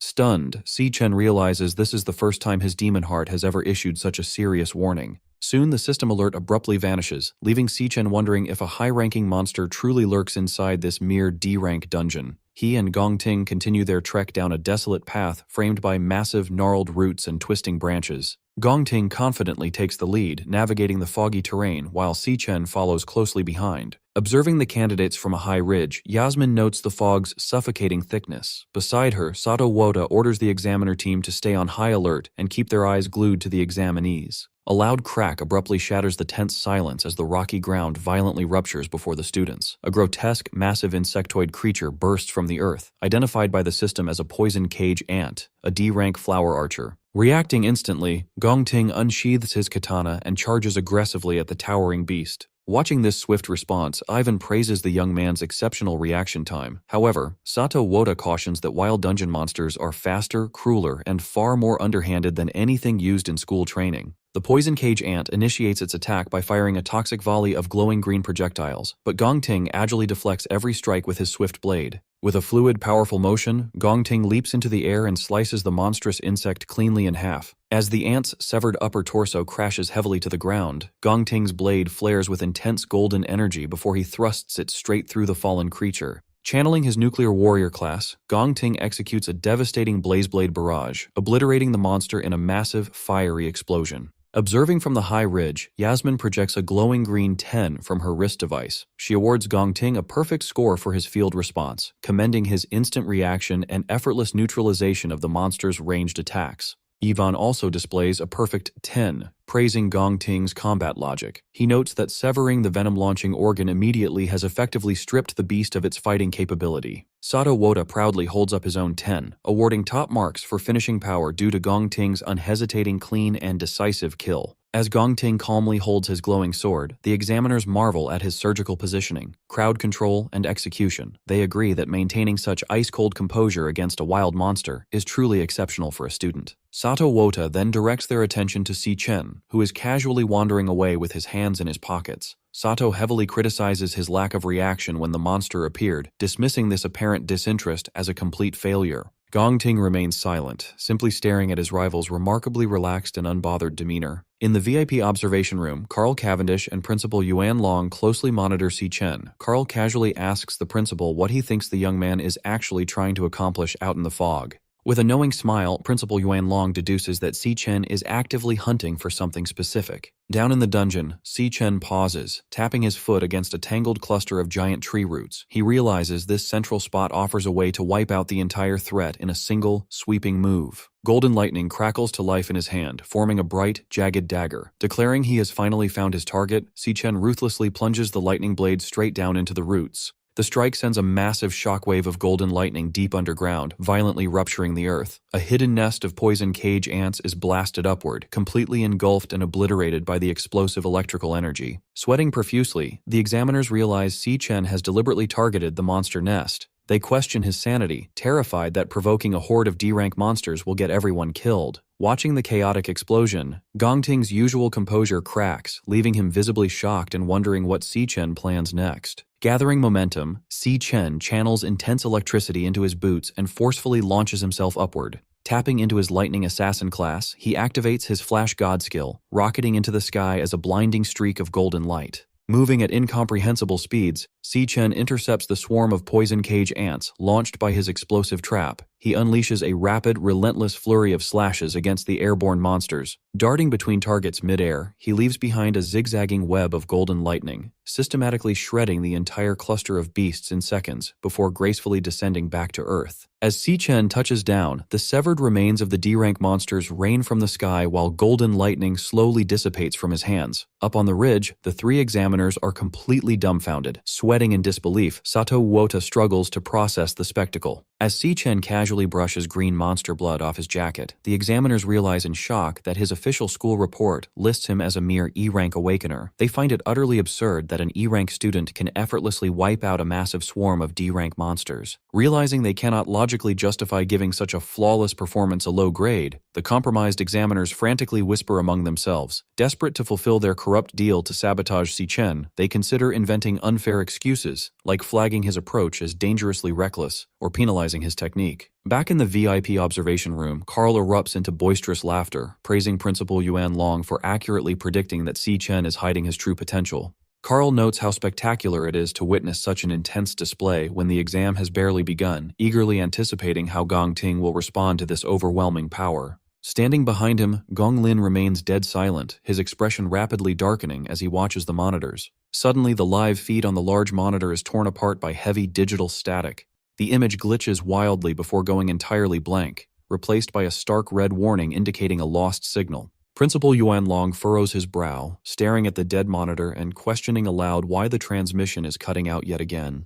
Outside the dungeon entrance, rapid warning beeps blare from the monitoring equipment. A technician frantically types at his console as the system flashes a critical alert regarding a severe signal anomaly. The diagnostic screen shows the dungeon's official D-rank classification violently glitching into an unreadable question mark. Simultaneously, internal communication signal strength crashes to absolute zero. The technician stares at the corrupted data in pure shock. Director Gongshuan breaks into a cold sweat, demanding to know what catastrophic event is happening inside the dungeon. Their panic peaks when the portal's swirling green energy suddenly dissipates. The glowing threshold vanishes entirely, leaving nothing but an ordinary empty cave opening that effectively traps the candidates inside. Deep within the isolated dungeon, a sinister, ethereal melody begins echoing through the gloom, physically manifesting as floating, glowing pink and green musical notes. Si Chen freezes, listening intently to the eerie tune. He immediately recognizes the terrifying presence hidden within the melody. It is the voice of the Demon King, Wrath. Outside the dungeon at 4 p.m., the cave entrance suddenly seals itself, morphing into a solid rock face.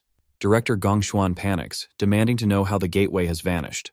A technician reports a complete loss of connection, noting that the equipment threw a series of critical signal errors just moments prior. Sweating with anxiety, he orders his staff to get command on the line immediately. He fears that a catastrophe has just unfolded inside the isolated dungeon. Meanwhile, inside the dungeon, an eerie melody physically manifests as floating musical notes in the air. Si Chen and Gong Ting pause, taking notice of the bizarre phenomenon surrounding them.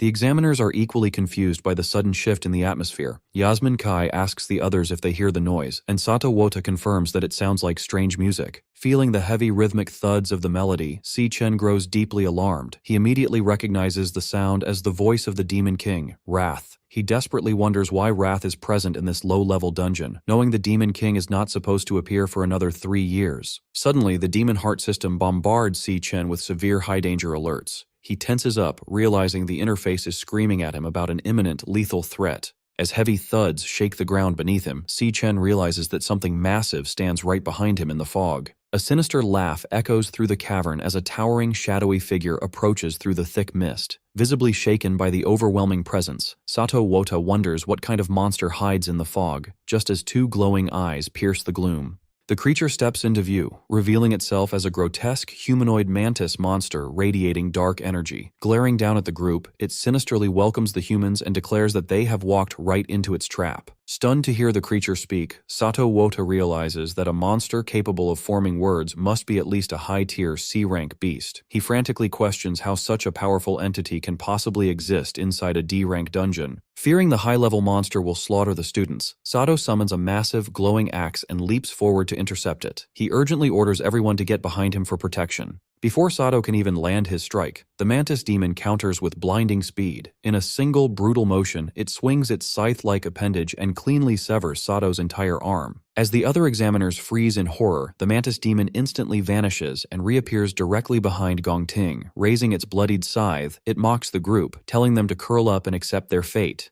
With a sickening thud, the monster ruthlessly drives its blade straight through Gong Ting's shoulder and out of his chest, commanding the young man to die. Despite being impaled, Gong Ting grits his teeth through the agonizing pain.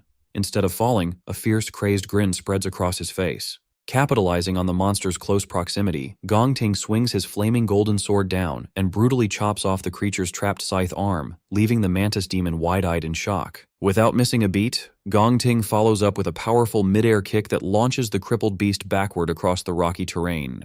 Bleeding heavily from the massive hole in his shoulder, Gongting ignores his severe injuries and glares with glowing eyes.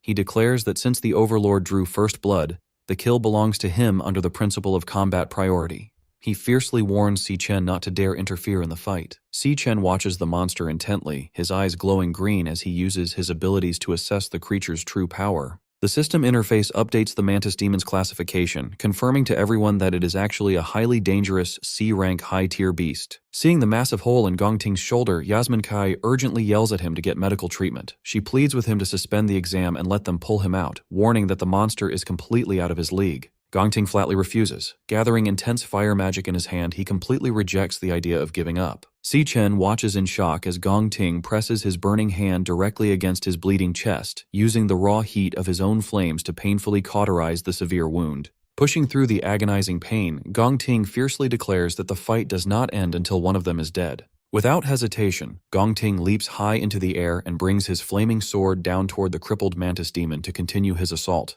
Meanwhile, outside the sealed dungeon, Silas Lin, the leader of the Imperial Guild's King Squad, assesses the vanished entrance. He calmly explains that this phenomenon indicates a highly intelligent monster operates inside, one that purposely lured the humans in before snapping the trap shut.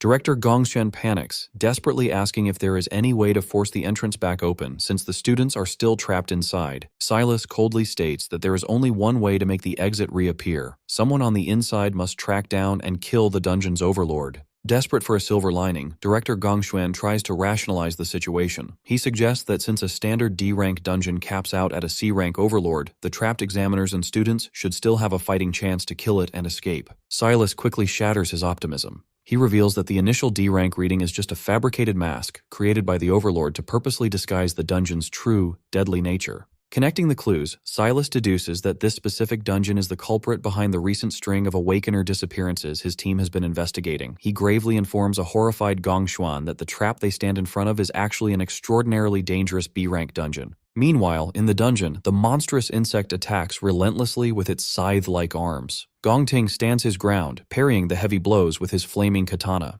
He quickly retreats to evade a sweeping strike. As the beast raises its arm for a devastating blow, Gongting vaults into the air. The creature's attack misses. Its bladed limb buries deep into the ground and becomes firmly stuck. Seizing the opportunity, Gongting declares that he has the monster trapped. With a swift, powerful swing of his glowing sword, he severs the creature's head. The decapitated head tumbles across the rocky terrain as the rest of the group gathers. Yasmin watches in stunned disbelief, amazed that Gongting has managed to defeat the Overlord entirely on his own.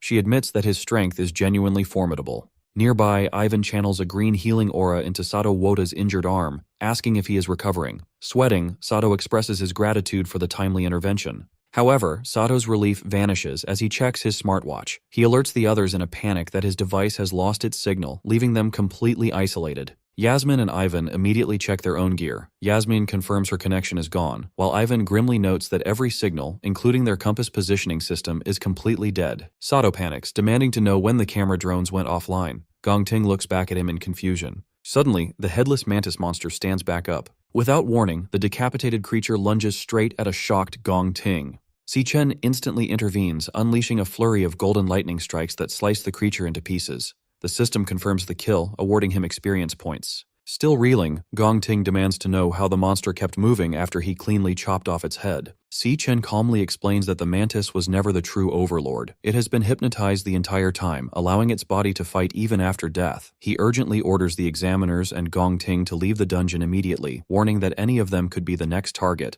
Defensive, Gongting questions how Si Chen could possibly know that. Sato angrily accuses Si Chen of losing his mind, insisting there can only be one C-rank overlord in the dungeon. He argues that the high-tier monster they just fought has to be the boss, as nothing else makes sense. Before Si Chen can argue further, his system floods his vision with critical warnings of a highly dangerous creature. Suddenly, a massive, pulsing wave of psychic energy sweeps through the cavern. Caught in the blast, Yasmin, Ivan, and Sato's eyes begin to glow with a sinister pink light as the true Overlord's hypnosis takes complete control of their minds. Realizing his warning has come too late, Si Chen quickly activates a wireless earbud. He immediately recognizes the distinct pulsating sound wave. In his past life, he witnessed the Demon King, Raph, use this exact frequency to seamlessly hypnotize and slaughter millions of ordinary humans across the globe.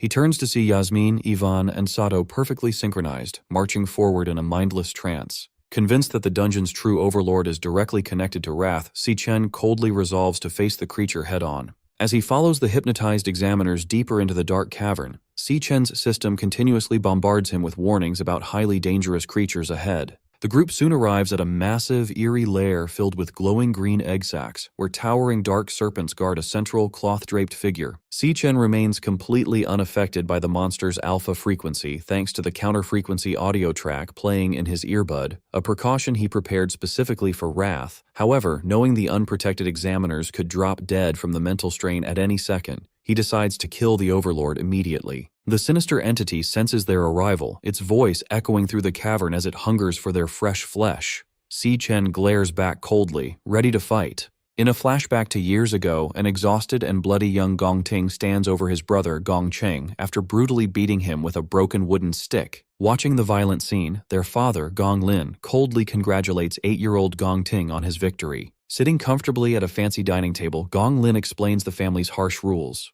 The winner earns the right to eat, while the loser, young Gong Chung, must kneel on the ground until sunrise. Left outside, a bruised and beaten Gong Chung kneels obediently as his stomach growls from hunger. Gong Ting secretly approaches his defeated brother and offers him a piece of bread. Surprised and scared, Gong Chung whispers that their father will severely punish him if he gets caught. Ignoring the risk, Gong Ting firmly tells his brother to shut up and eat. However, Gong Ting's act of kindness is quickly discovered. He is viciously slapped across the face and forced to kneel on the floor, trembling as his father holds a whip over him. Standing over his beaten son, Gong Lin asks if he understands why the Gong family has so much power and status today. He proudly declares that it is because he has never lost a single fight. He drills his ruthless mindset into his son, stating that winners make the rules and losers are forced to follow them. Still defiant despite the abuse, young Gong Ting asks his father if beating him means he gets to make the rules. Gong Lin simply laughs at the challenge. Years later, a badly beaten Gong Ting collapses to his hands and knees. He coughs up blood as his shattered sword falls to the ground, angrily asking his father why he refused his challenge for a fair duel.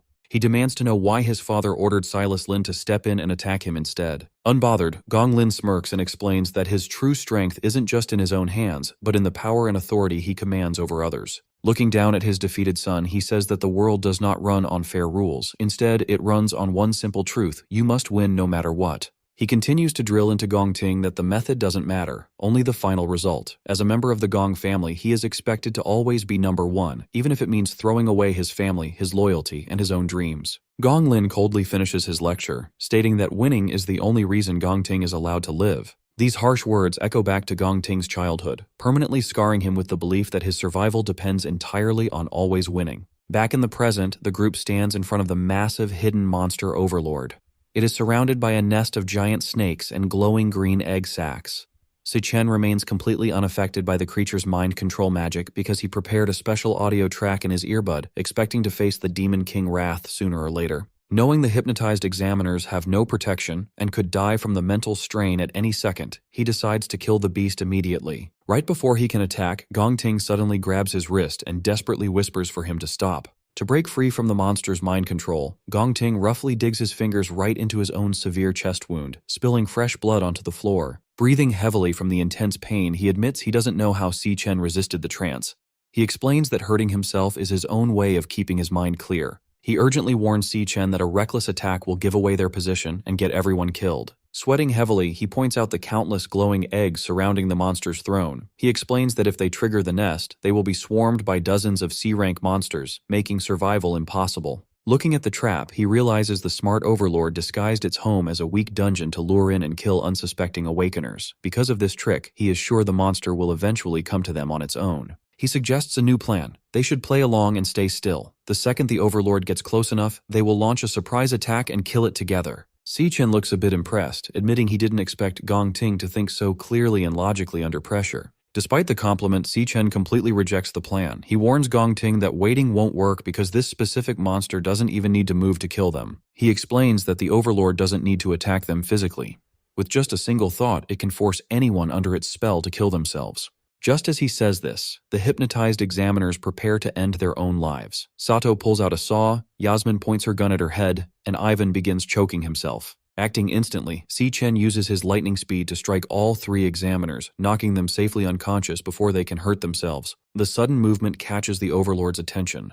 Realizing its prey is fighting back, the monster angrily declares that its food has been ruined. Reacting to the threat, the Overlord triggers the glowing green egg sacs, causing them to violently burst open. Dozens of dangerous C-rank blade arm mantises crawl out of the eggs as the Overlord orders the swarm to kill the intruders. As the deadly horde surrounds them, Gong Ting realizes their stealth plan is ruined and decides it is time for an emergency backup plan. Drawing his sword, he steps firmly in front of the unconscious examiners. He orders Si Chen to grab the 3 adults and escape the dungeon, promising to hold off the monster swarm all by himself. Si Chen is completely surprised by Gong Ting's selfless choice to sacrifice his own life for their safety. Gong Ting admits he knows he can't defeat the entire swarm of C-rank monsters alone. However, he firmly states that he can at least buy Si Chen enough time to run away with the others. Clashing his flaming sword against a charging mantis, Gong Ting yells that he is taking responsibility. He blames himself for demanding the tiebreaker duel and dragging everyone into this deadly trap. The overwhelming physical strength of the monster's strike overpowers Gong Ting, easily knocking him backward. Stabbing his sword into the ground to stop himself from sliding, a panting Gong Ting stubbornly insists that since the situation is entirely his fault, he has to be the one to fix it. Si Chen steps forward, admitting that he had completely misjudged his rival's character. As his system starts a class switch, he reminds Gong Ting that he wasn't the only one who agreed to the duel. Fully transforming into his level 24 Lightning Assassin class, Si Chen summons a glowing blade of golden electricity. Surrounded by the swarm of mantis demons and the giant overlord's buzzing aura, Si Chen channels his golden lightning and confidently announces that he has a plan. Bleeding heavily, Gong Ting quickly rejects the idea of fighting. He warns Si Chen that the Overlord's power is on a whole different level, guessing the monster is at least a B rank, or maybe even an A rank threat. He urgently tells Si Chen to grab the unconscious examiners and run, insisting that running away is their only real choice. Si Chen agrees that the monster is a nightmare, but he points out a huge problem with that plan since the dungeon gates are locked down. He explains that if the exit was still open, the Imperial Guild's rescue teams would have already rushed in to save them. Gong Ting is completely shocked to hear that they are trapped inside. Si Chen closely watches the silent overlord, trying to figure out how to handle the deadly situation. He figures that if the creature is really an A-rank monster, its combat power must be close to the Phantom Mane Lion King he fought back in the Dreadspire. Suddenly, the swarm attacks. A mantis demon jumps forward, but Si Chen easily blocks its heavy scythe using his lightning dagger. Another mantis dives in from above, making Gong Ting panic and shout for Si Chen to watch out. Before the monster can land a hit, Si Chen and Gong Ting swing their glowing blades perfectly together, each cutting down an attacking mantis demon in a flash. A moment later, a huge swarm of mantis demons screeches and charges right at them. Holding his bleeding chest, Gong Ting grits his teeth, realizing that with so many monsters coming at them, it is only a matter of time before they are completely overwhelmed. Ignoring the terrible odds, Si Chen focuses his energy. Tapping into his Lightning Assassin class, he forms several crackling blades of electricity in his hand. With a quick move, he shoots out a wave of golden lightning blades, piercing right through several charging beasts all at once. Not stopping there, he activates his Flash God skill. Moving at blinding speed, he rushes straight into the swarm, easily cutting off the heads of multiple monsters in a single dash. Gong Ting watches this crazy show of power in total disbelief, thinking it should be impossible. He knows that the assassin class naturally has very weak base strength, making them almost useless against large groups of enemies. Yet, he watches as Si Chen perfectly dodges a massive scythe swing. Gong Ting then notices that every single one of Si Chen's strikes perfectly hits a weak point. He realizes that Si Chen is completely making up for his class's lack of raw power by using pure speed and perfect technique. Staring at the blurry afterimages, Gong Ting is amazed by just how fast Si Chen is moving. As Si Chen kills the rest of the swarm in a storm of lightning slashes, Gong Ting figures out that his rival's speed is easily at an A-rank level, if not higher. Inspired by Si Chen's amazing skills, Gong Ting grips his glowing sword with new energy, realizing they might actually live through this fight. Annoyed by how stubborn they are, the Overlord steps in. It charges up a massive wave of dark pink energy, starting a powerful boost. The dark energy flows over the remaining mantis demons, greatly increasing their strength and energy. The Overlord angrily orders the powered-up swarm to chop Si Chen to pieces right away. Si Chen stands ready with his electric blades glowing bright. One of the buffed mantises tries to crush him, but Si Chen easily jumps over the attack and slices the monster to pieces in mid-air. Seeing the fight get even wilder, a fierce Gong Ting yells out, telling him to hold on as he gets his own blade ready. Si Chen pushes himself to his limits, unleashing a non-stop storm of golden slashes against the supercharged swarm. Suddenly, a mantis demon appears right behind him. Relying on his crazy speed, Si Chen vanishes just in time to dodge the deadly strike. He reappears and instantly fights back with a rapid storm of close-range slashes, but his attacks fail to cut through the creature's tough new armor. The angry mantis hits back with a heavy blow. Si-chen blocks the strike but gets pushed far back by the sheer force of the hit.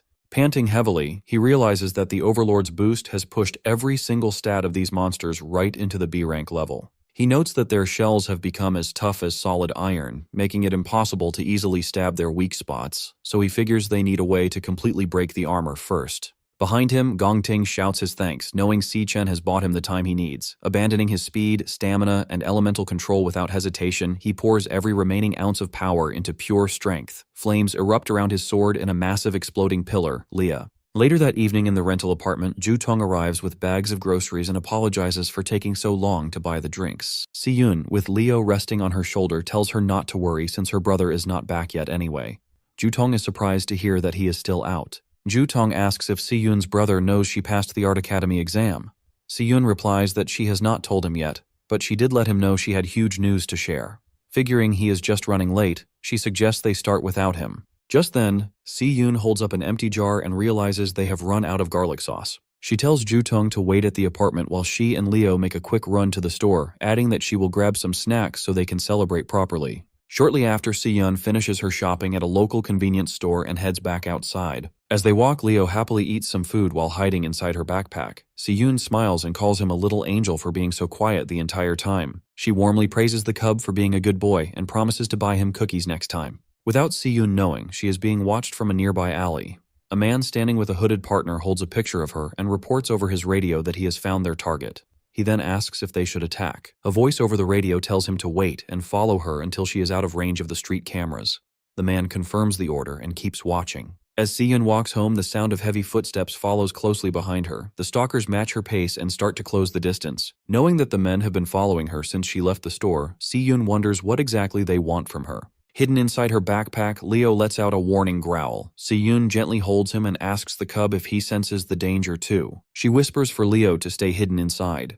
Looking back at her followers with a brave and sharp expression, she quietly says that her night just got interesting. Deep inside the dungeon, a heavily panting Si-chen realizes the monster boss's dark energy has pushed the bug swarm to a much higher threat level. Seeing that their shells have become as tough as solid iron, he knows he can no longer easily cut through them. He realizes he needs to find a way to break their armor first. Just then, Gong Ting shouts his thanks, telling Si-chen that he bought him exactly enough time. Giving up his speed and energy, Gong Ting turns all his remaining power into raw strength and bursts into a massive pillar of flames. With his strength at its limit and his eyes glowing, an angry Gong Ting announces his final move. Swinging his flaming sword, he unleashes a huge wave of fire, declaring he will burn the monster to ashes no matter how strong it is. The massive fiery attack crashes into the charging swarm, violently burning the bug monsters. Tearing right through the group of enemies, the giant blade of fire strikes directly at the calm, waiting boss. The strike explodes upon impact, trapping the monster in a huge, blinding blast of fire. Barely able to stand, Gong Ting falls to his knees and leans heavily on his sword. He realizes that his physical energy and magic are completely gone. Wiping sweat from his face, a tired Gong Ting breathes a sigh of relief. As the flames clear to show the burned remains of the swarm, he happily says that the fight is finally over. However, an evil laugh echoes from inside the fading fire. The boss calls out, mocking them by asking if that was really all they could do. Gong Ting freezes in pure shock, while Si-chen calmly looks toward the source of the voice. The smoke clears to show the boss completely unhurt, protected inside a massive, glowing green shield. The monster glares down at them and calls their attack disappointing. Total fear washes over Gong Ting's face. He loses all hope, realizing he just used every last drop of his power and still failed to leave a single scratch on the creature. Staying perfectly quiet, Si-chen looks closely at the enemy's defense. He realizes that right before the fire attack hit, the boss drained the life from the remaining monster eggs to build a shield strong enough to block anything. Barely able to stay standing, a defeated Gong Ting breathes heavily. He loses all hope and wonders if this is really how they will die. Stepping past the broken Gong Ting, Si-chen offers him a deal. Starting to change his combat class, he offers to let Gong Ting take first place in the exam, but only if Si-chen gets to keep the entire cash prize. He adds one strict rule. Gong Ting must never speak a word about what he is about to see. Calling forth his glowing sword, Si-chen fully changes into his secret demonic class. Gong Ting stares in disbelief, shocked to realize that his rival actually has two different combat classes. Without warning, streams of glowing pink energy begin to violently pull themselves out from the dead bodies of the bugs. He activates a special skill that drains the leftover energy and strength from the nearby dead bodies, turning it directly into his own power. A massive pillar of pink energy bursts around Si-chen as his power levels rapidly shoot up to new heights.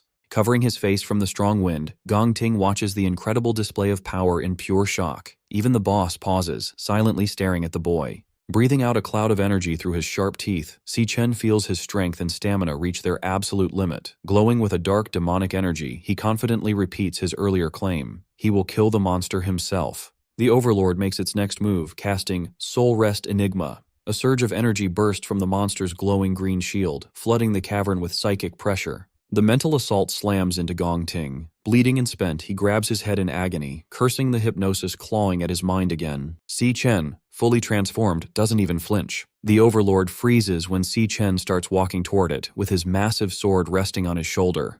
Confused, the monster demands to know why its hypnosis has no effect on him. Frantic to put him down, the Overlord fires off Sonic Hell, blasting a shockwave outward. The force rips through the cavern, but Si Chen holds his ground while Gong Ting buckles under the pressure, crying out in pain. The Overlord locks its gaze on the boy. Si Chen stares right back, eyes glowing. He takes a step forward and keeps walking, heading straight for the shielded monster. Panic hits the Overlord. It stammers, unable to understand how its attack did nothing. The Overlord commands its summons to tear Si Chen apart, and a massive shadowy serpent lunges at him. Si Chen grips his glowing sword and with one brutal swing splits the serpent's head in two. The beast crashes to the ground. Two more giant serpents dive at him from above. He braces, swings his blade in a wide arc, and takes both their heads off in a single cut. With his path clear, Si Chen charges straight toward the Overlord. The monster laughs, declaring its barrier can't be broken. Si Chen asks if that's true and leaps high, positioning himself above the glowing shield. The system announces his stellar warrior skill, Ossuary Collapse, draining the remaining strength from surrounding monster corpses to feed his own power. Si Chen lets out a roar. He brings his sword down with everything he has, and the barrier shatters into pieces. The Overlord stares in disbelief. Gong Ting can't believe it. His rival just destroyed the shield in a single hit. Si Chen drops his weapon and charges his fist with blinding energy.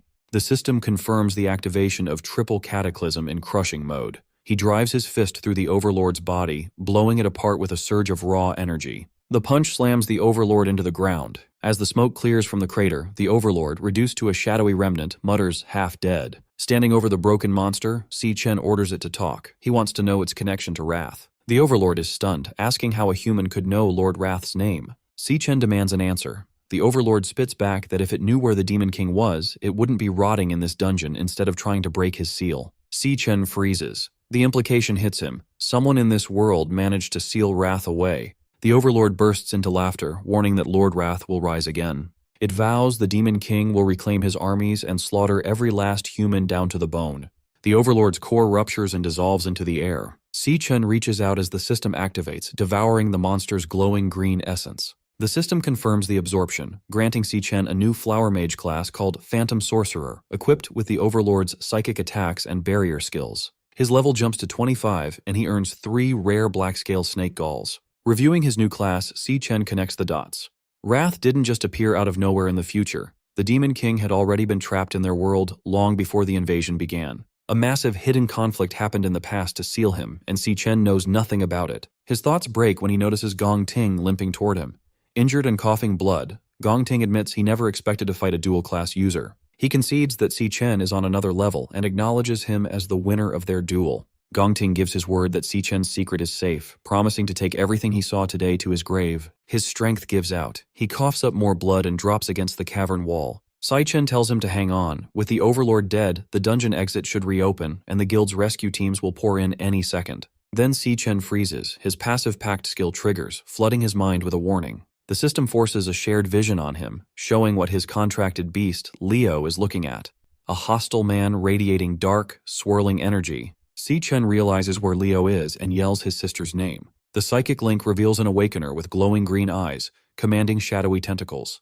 The man is cornering a terrified Si Yun, who clutches Leo to her chest, shielding the small cub from the creeping appendages. Late afternoon on June 24th, Si Yun is making her way back home through the narrow streets of the city. Ever since she stepped out of the convenience store, she's had some seriously creepy shadows matching her every step. 2 smirking thugs are trailing right behind her. Hidden inside her backpack, little Leo can sense the hostility too, letting out a tiny, protective growl. Feeling the backpack shift, Si Yun asks her cub if he's sensing the danger as well, but instead of panicking, she gently holds the bag and tells her little partner to stay completely hidden inside. Rather than getting scared, Si Yun turns back with a fierce, brave expression. Honestly, she's almost glad they followed her because her boring night just got a whole lot more interesting. She immediately taps into her survival instincts. When you're being followed, rule number 1 is to get somewhere crowded. Charging down a flight of stairs, she heads straight for the bustling market district. At this time of evening, the local restaurant row is absolutely packed. Using the chaos of the dinner rush to her advantage, she quickly slips into the massive crowd, effortlessly blending in with the shoppers and diners to break her stalker's line of sight. Behind her, the thugs are quickly losing ground. The beanie-wearing guy starts aggressively shoving people aside, frantically trying to force his way through the dense crowd. But Seon's evasion game is on point. The exact millisecond they get distracted by the busy crowd and look away, she vanishes into thin air. The two thugs are left standing in the middle of the street in absolute shock. They panic, looking around for any sign of her. Meanwhile, Si-yoon makes a quick run into a quiet, secluded alleyway to hide. She catches her breath and looks back, relieved to confirm that the creepy stalkers are finally gone. Just as Si-yoon thinks she's managed to escape, a heavy step echoes right in front of her. She stops dead in her tracks, startled to find a shady older man with slicked-back white hair standing on the steps of her own apartment building. Casually puffing on a cigarette, he mockingly complains that he's been waiting forever because the building's door is locked. Her heart drops as she realizes this was a coordinated setup. Horrified, Si-yoon backs away, demanding to know who they are and how on earth they figured out exactly where she lives. Before she can get any answers, the two thugs from earlier catch up and block her exit, laughing about how the little chick can certainly run fast. Realizing she is completely cornered, Si-yoon tries to make a desperate break for it, dashing down the corridor, while the gang of hunters laugh maniacally at her futile attempt. But these guys aren't just ordinary street thugs. They're awakeners. Suddenly, a blast of ice magic shoots out, instantly freezing her foot solid to the ground. The sudden momentum sends her crashing face first onto the hard pavement, knocking her backpack away. Her foot is completely shattered in ice as a glowing blue, frost-coated hand looms over her. The disgusting beanie thug stands over her, drooling like a psycho. He mockingly asks if she's all tuckered out, telling her to take a little breather and keep him entertained for a while.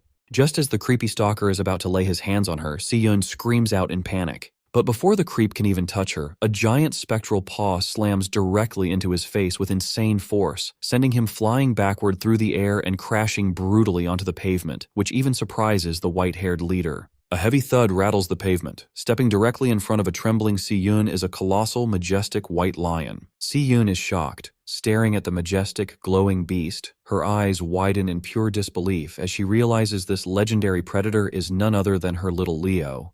The beanie thug clutches his bleeding face, screaming in absolute horror. He frantically yells to his partner, crying about how the client who hired them never mentioned they'd have to fight a giant, overpowered monster lion. Leo lets out a deafening, earth-shaking roar that echoes throughout the entire alley. Completely terrified, the hooded stalker panics, frantically charging yellow lightning into his fists in a desperate, last-ditch effort to defend himself. But maintaining that massive, legendary form is way too exhausting for a baby cub.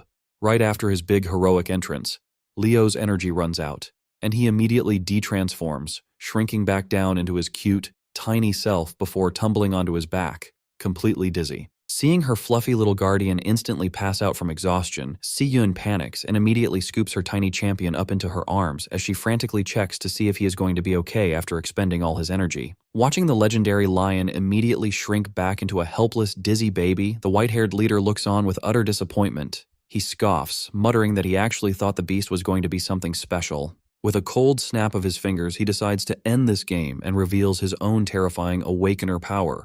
Massive, thorny wooden roots violently rip right through the concrete floor, swarming the narrow alleyway as he sneers that the cub couldn't even maintain its form for 10 seconds. The giant, writhing vines swirl and coil around Si-yoon, trapping her in a thorny, living cage. Clutching a dazed Leo tightly to her chest, she desperately warns the man to stay back. But her warnings mean absolutely nothing to a seasoned killer. Coiling the sharp, thorny branches closer and closer to her face, the leader coldly tells her not to waste his time. He gives her a terrifying ultimatum. She can hand the beast over herself or he'll gladly tear it away from her corpse. Just as the leader is about to close his trap, Leo's eyes shine, and the legendary contract skill triggers.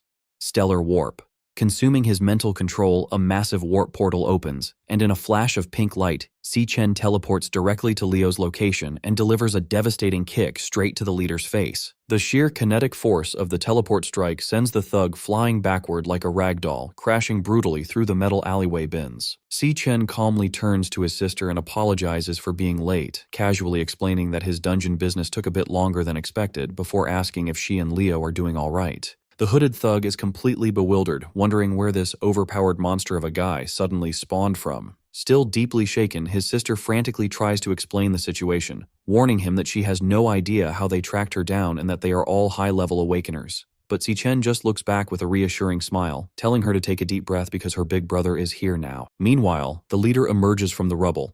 Seeing his plan get instantly disrupted, he snaps, furious at himself for letting his guard down for even a second. With thorny wooden roots coiling tightly around his body, he screams that Si-Chen has just made the biggest mistake of his life, vowing to bring their decapitated heads back to his client and demand triple the pay. But our boy doesn't even flinch. Clenching his fist as golden lightning begins to violently crackle around his knuckles, Si-Chen calmly tells his sister to get behind him and stay there, promising that this is not going to take long. Si-Chen recalls his childhood.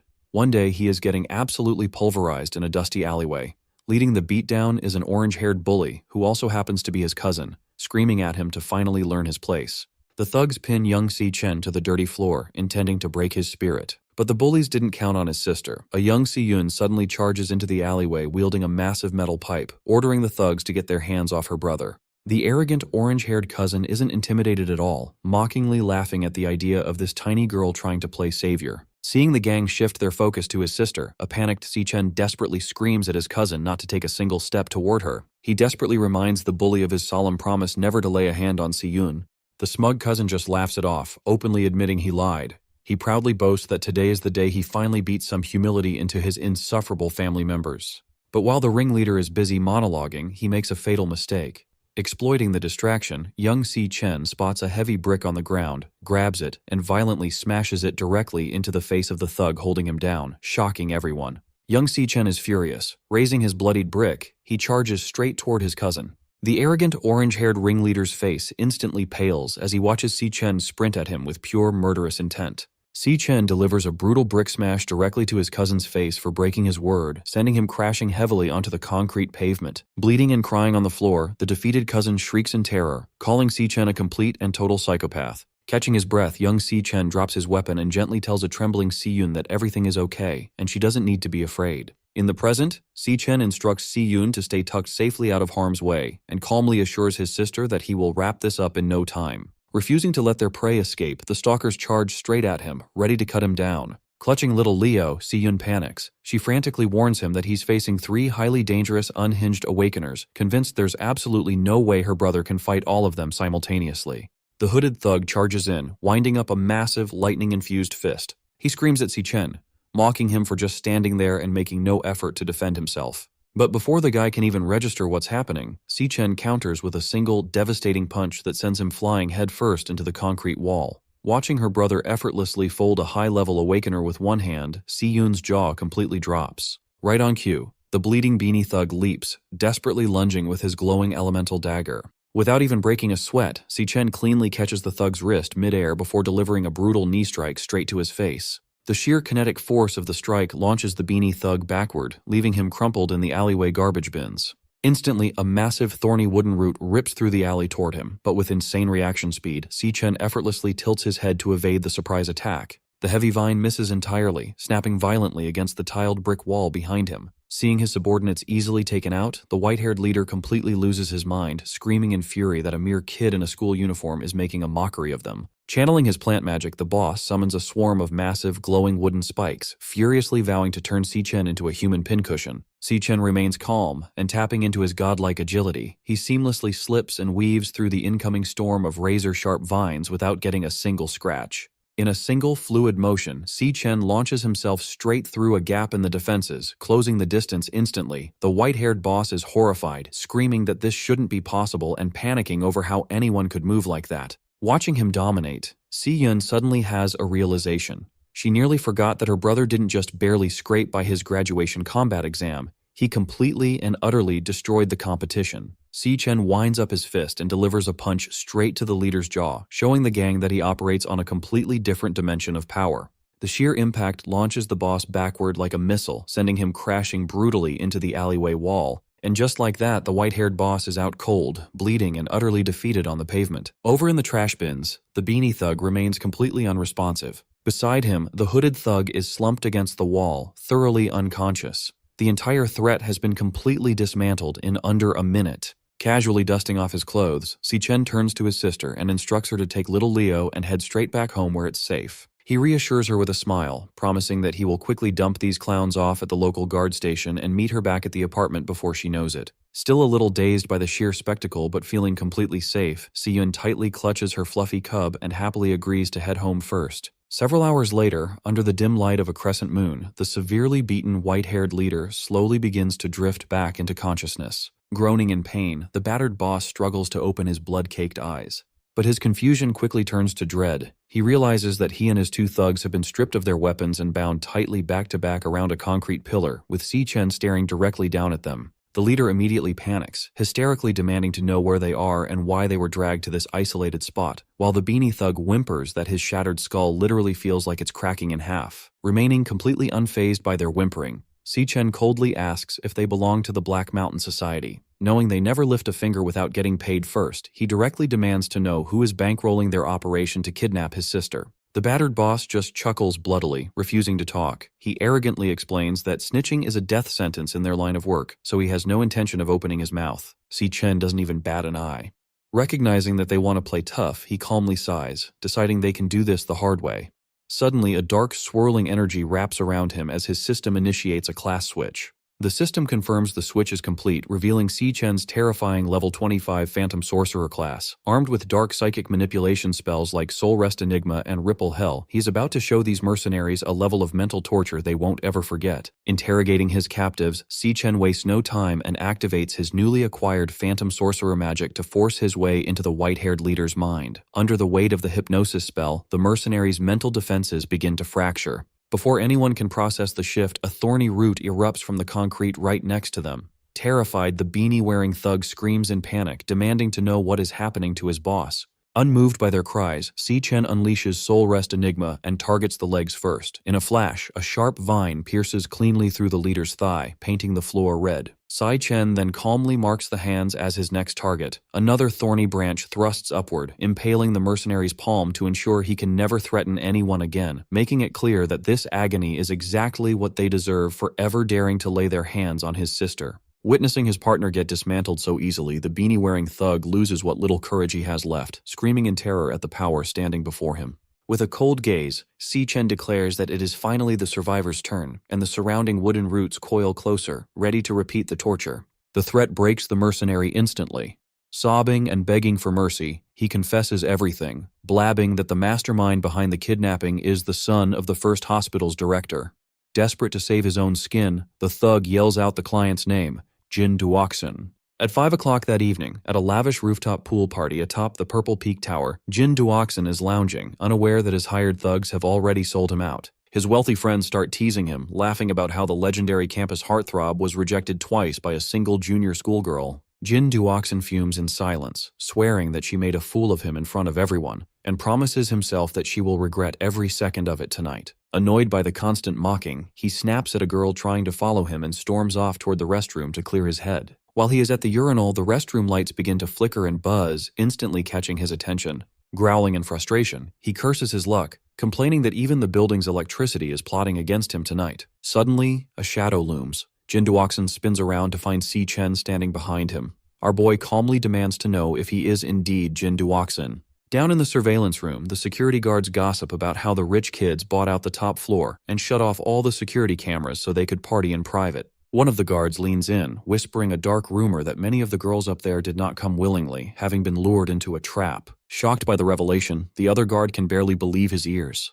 The informant confirms it, explaining that not long ago, a student took her own life after being abused at one of these parties, only for the wealthy parents to bury the scandal under a mountain of hush money. He warns his colleague never to be fooled by their expensive clothes and pretty faces because behind closed doors, these spoiled heirs are nothing but animals. Meanwhile, back in the restroom, Jin Duoxin panics and demands to know who this intruder is, threatening to call the police and have him thrown out immediately. Instead of replying, Si-chen calmly pulls out a phone and makes a call. Jin Duoxin freezes in terror as he sees his own phone ringing with an incoming call from his mercenary contact, Blackie. Holding the mercenary's phone, Si-chen glares at him, confirming that Jin Duoxin is indeed the one who ordered the hit on his sister. Horrified, Jin Duoxin demands to know what happened to Blackie, but his answer comes in the form of Si Chen effortlessly crushing the phone to pieces with crackling lightning. Overcome with terror, the spoiled heir backs away, screaming for the monster in front of him to stay back and desperately begging to know who he is dealing with. In an instant, Si Chen launches Jin Duoxin straight through the glass window of the restroom. Shattered shards rain down as the spoiled heir plunges to the pool deck below. Bleeding and bruised on the hard floor, Jin Duoxin frantically shrieks for help, begging anyone to save him. He looks toward the pool, only to find a chilling sight. Every single one of his party guests is already floating face down or slumped over unconscious. Si Chen steps out onto the deck, enveloped in a dark, ominous aura. Desperate to escape, Jin Duoxin crawls backward on his hands and knees, cursing in panic. Glaring up at the glowing eyes of his pursuer, he screams, demanding to know who he is, what he did to deserve this, and why he is being hunted. He tries to play his final card, loudly boasting about his father's high status as the director of the first hospital. He shrieks that if Si Chen lays a single finger on him, his father will use all his power and influence to have him buried. Tired of the empty threats, Si Chen orders Jin Duoxin to shut his mouth, instantly seizing control of the heir's mind with his hypnosis spell. Under the spell's influence, Jin Duoxin collapses to his knees. Si Chen looks down at his puppet and coldly commands him to pick up a sharp piece of the shattered glass. Jin Duoxin's hand automatically reaches down, gripping the sharp glass shard. It becomes clear that pure evil does not only hide inside dungeons. Instead, it walks among ordinary humans every single day. Jin Duoxin and his friends committed unspeakable crimes against a helpless student. These spoiled brats use their endless wealth to cover up their crimes, driving the poor girl to take her own life in despair. When the tragedy occurred, they simply used their family's power and influence to ensure that none of the blame ever stuck to them. Jin Duoxin had even forged the autopsy report to frame it as a tragic accident, boasting that the world belongs to those with money. This is the exact monster who paid a fortune to the mercenaries, ordering them to ruin Si Yun's life by any means necessary. But this time, Jin Duoxin made the fatal mistake of targeting the wrong person's sister. Gripping the razor-sharp shard under hypnotic control, he slowly raises the glass to his own throat. Si Chen vows to hunt down and eliminate every threat to his sister, even if it means acting as judge, jury, and executioner. Even if he has to walk through the darkest depths of the world, he will never hesitate. Si Chen then orders his puppet to end it. Right after their brutal tiebreaker battle inside the wild dungeon, a victorious Si Chen stands over his injured rival, Gong Ting. He calmly tells him that the dungeon overlord is dead and the exit is clear, urging him to hold on until the rescue team arrives. Gong Ting makes a promise, telling Si Chen that as soon as they get out, he will tell everyone the truth, that Si Chen was the one who saved all their lives. However, there is no time to celebrate. Si Chen's senses suddenly tingle, and through his mental link with his beast, Leo, he sees a terrifying sight. The creepy mercenary Blackie is closing in on his sister, Si Yun. Realizing she is in danger, Si Chen quickly activates his Stellar Tamer skill, Stellar Warp, using up his mental energy to teleport and instantly disappear from the cave. Gong Ting is left staring at the empty space in shock. He realizes that Si Chen isn't just a dual-class user, but is actually running multiple classes at once, making him wonder how many more secrets his rival is hiding. Shortly after, heavy footsteps echo through the tunnels as Director Gong Xuan bursts into the cave with emergency medics, frantically ordering them to save the students. The rescue team quickly rushes into the crater to reach Gong Ting. While they use healing magic to stop his heavy bleeding, Gong Xuan steps up to check on his condition. Looking at his badly injured student, Gong Xuan notes with sweat on his brow that the dungeon boss had terrifying B-rank power, telling Gong Ting that surviving a fight with such a monster is a total miracle. Meanwhile, other medics tend to the survivors, confirming that Sato Woda is stable and purified. Though physically safe, a traumatized Jasmine can only mutter in a daze about the mental nightmares she just survived. Gong Xuan then notices that Si Chen is missing. When the search teams find no sign of him, the director assumes the boy got scared and ran away, ordering his men to search the area. Furious, Gong Xuan blames the entire disaster on the incompetence of the inspection agency. He angrily declares that Gong Ting's injuries are their fault and promises to have every single inspector fired as soon as they return. On the other hand, Gong Ting's clever father, Gong Lin, looks at the bloody scene and smirks. He immediately starts spinning a fake story, framing the event as a tragic beast outbreak that the examiners simply couldn't handle. Gong Lin plans to tell the world that his heroic son stepped up to save everyone when all hope was lost.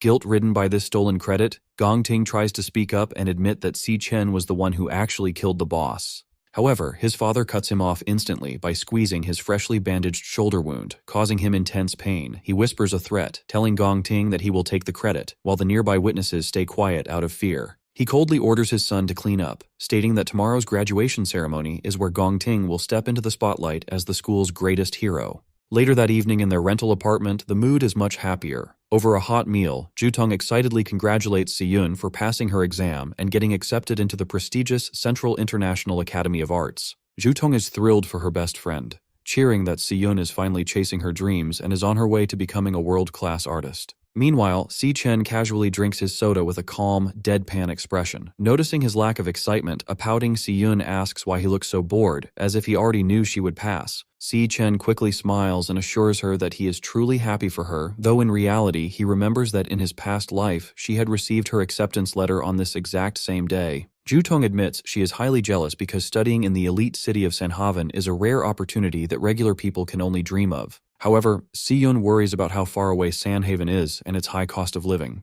Seeing her hesitate, Si Chen steps in and tells her to completely forget about money or any other worries. Placing his soda bottle on the table, he calmly announces that as soon as he graduates, he will be working in Sanhaven right alongside her. This news completely shocks both girls. They jump up, demanding to know how he got recruited by a Sanhaven guild, since those elite groups only hire the absolute best. Happy about the news, Siyun cheers because they can move to Sanhaven together, while Jutong complains about her jealousy, joking that she will have to study hard to join them later. Watching his sister celebrate, Si Chen smiles warmly and makes a silent promise that, in this lifetime, she will never have to sacrifice her dreams for anyone again. Later that night, Si Chen takes a quiet shower to wash away the day's exhaustion. He thinks about his victories. His sister's stalkers are gone, and the stressful graduation exam is finally over. Best of all, his secret deal with Gongting is working perfectly. By letting his rival take the credit, Si Chen will receive the $1 million prize tomorrow, which is exactly what he needs to clear his family's debts. Relaxing in his room, he knows he cannot get comfortable yet. He thinks about the Demon King, Wrath, realizing that if the Overlord was sealed upon entering the human world, the timeline has completely changed. His original 3-year timeline before the apocalypse is now highly uncertain. If he knew where the seal was, he would break it himself to end the threat early, making finding Wrath his top priority so he can get to Sanhaven quickly. But before fighting a Demon King, Si Chen knows he needs a strong ally he can trust. Fortunately, tomorrow's graduation ceremony is the perfect place to recruit the exact person he needs. Meanwhile, in a quiet tea room, Student Council Vice President Ling Yu meets with Carl Cavendish, the Vice Chairman of the World Guild Alliance. She reports that a dangerous rogue awakener called the Glutton was spotted in Everfield County, which immediately catches Carl's interest. Ling Yu explains that she rushed to the scene but found the security cameras cleared. The only clues left behind were fresh bloodstains and scratch marks on the ground, matching the killer's usual routine of destroying and consuming victims. She warns Carl that this killer specifically targets elite awakeners with rare, powerful abilities, and the rank of the victims has been rising with every attack. This means the killer is stealing their strength and evolving rapidly by devouring increasingly powerful targets.